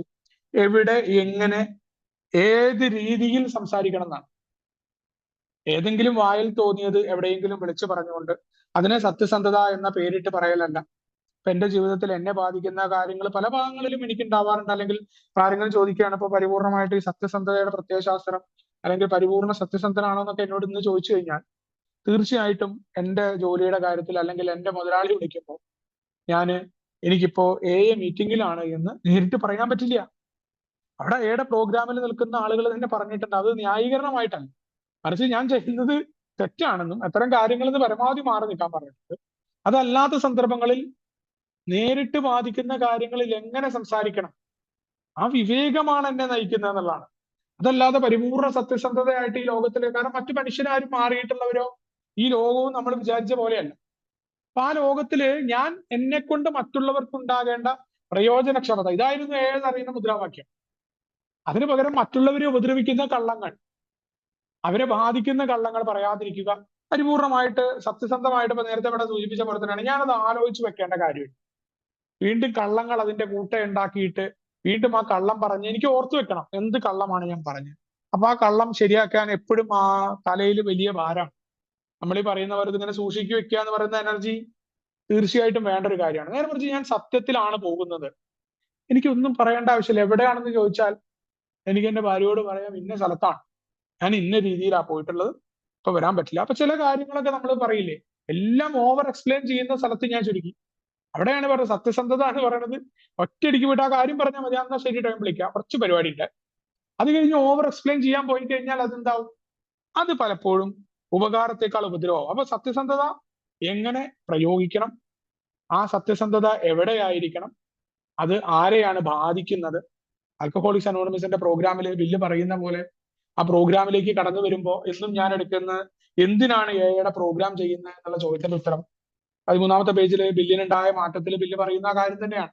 എന്നെക്കൊണ്ട് മറ്റുള്ളവർക്കുണ്ടാകേണ്ട പ്രയോജനക്ഷമത, അതിനു വേണ്ടി ഞാൻ എങ്ങനെ എന്നെ പരുവപ്പെടുത്തിയെടുക്കണം എന്നാണ്. ഇനി ഒരു ഉപകാരവും എനിക്ക് ചെയ്യാൻ പറ്റുന്നില്ലെങ്കിലും ഒരു കാരണവശാലും മറ്റുള്ളവരെ ഉപദ്രവിക്കുന്നവനായിട്ട്, മറ്റുള്ളവരെ വിഷമിപ്പിക്കുന്നവനായിട്ട് ഞാൻ മാറരുത് എന്നുള്ള, അതാണ് എയുടെ പ്രോഗ്രാം പറയുന്നത്. മറ്റുള്ളവരുടെ ക്ഷേമത്തിന്റെ ഉത്തരവാദിത്വം അത് തീർച്ചയായിട്ടും എൻ്റെ കയ്യിലാണ്. എന്റെ വാക്കുകളോ പ്രവൃത്തികളോ മറ്റുള്ളവർക്ക് ഉപദ്രവകരമായി വരുന്ന സാഹചര്യങ്ങളിൽ നിന്ന് വളരെ കൃത്യമായിട്ട് ഞാൻ മാറി നിൽക്കേണ്ടതുണ്ട് എന്നുള്ളതാണ്. സത്യസന്ധതയെ അതിനായി തന്നെ മുറുകെ പിടിച്ചുകൊണ്ട് വിവേകപൂർവ്വം ആൽക്കഹോളിക്സ് അനോണിമസിന്റെ പ്രോഗ്രാം നിർദ്ദേശിക്കുന്ന രീതിയിലേക്ക് പോകാൻ ഓരോ ദിവസവും ഇന്നത്തെ ഒരു ദിവസം എന്ന രീതിയിലുള്ള ശ്രമങ്ങൾ നടത്തിയിരിക്കുകയാണ്. എന്തായാലും നിങ്ങളുടെ ഈ വിഷയത്തിൽ സംസാരിക്കാൻ സാധിച്ചല്ല നന്ദി രേഖപ്പെടുത്തിക്കൊണ്ട് എല്ലാവർക്കും വിഭാഗം ചെയ്ത സുബോധം ആശംസകൾ നടത്തുന്നു. Thank you.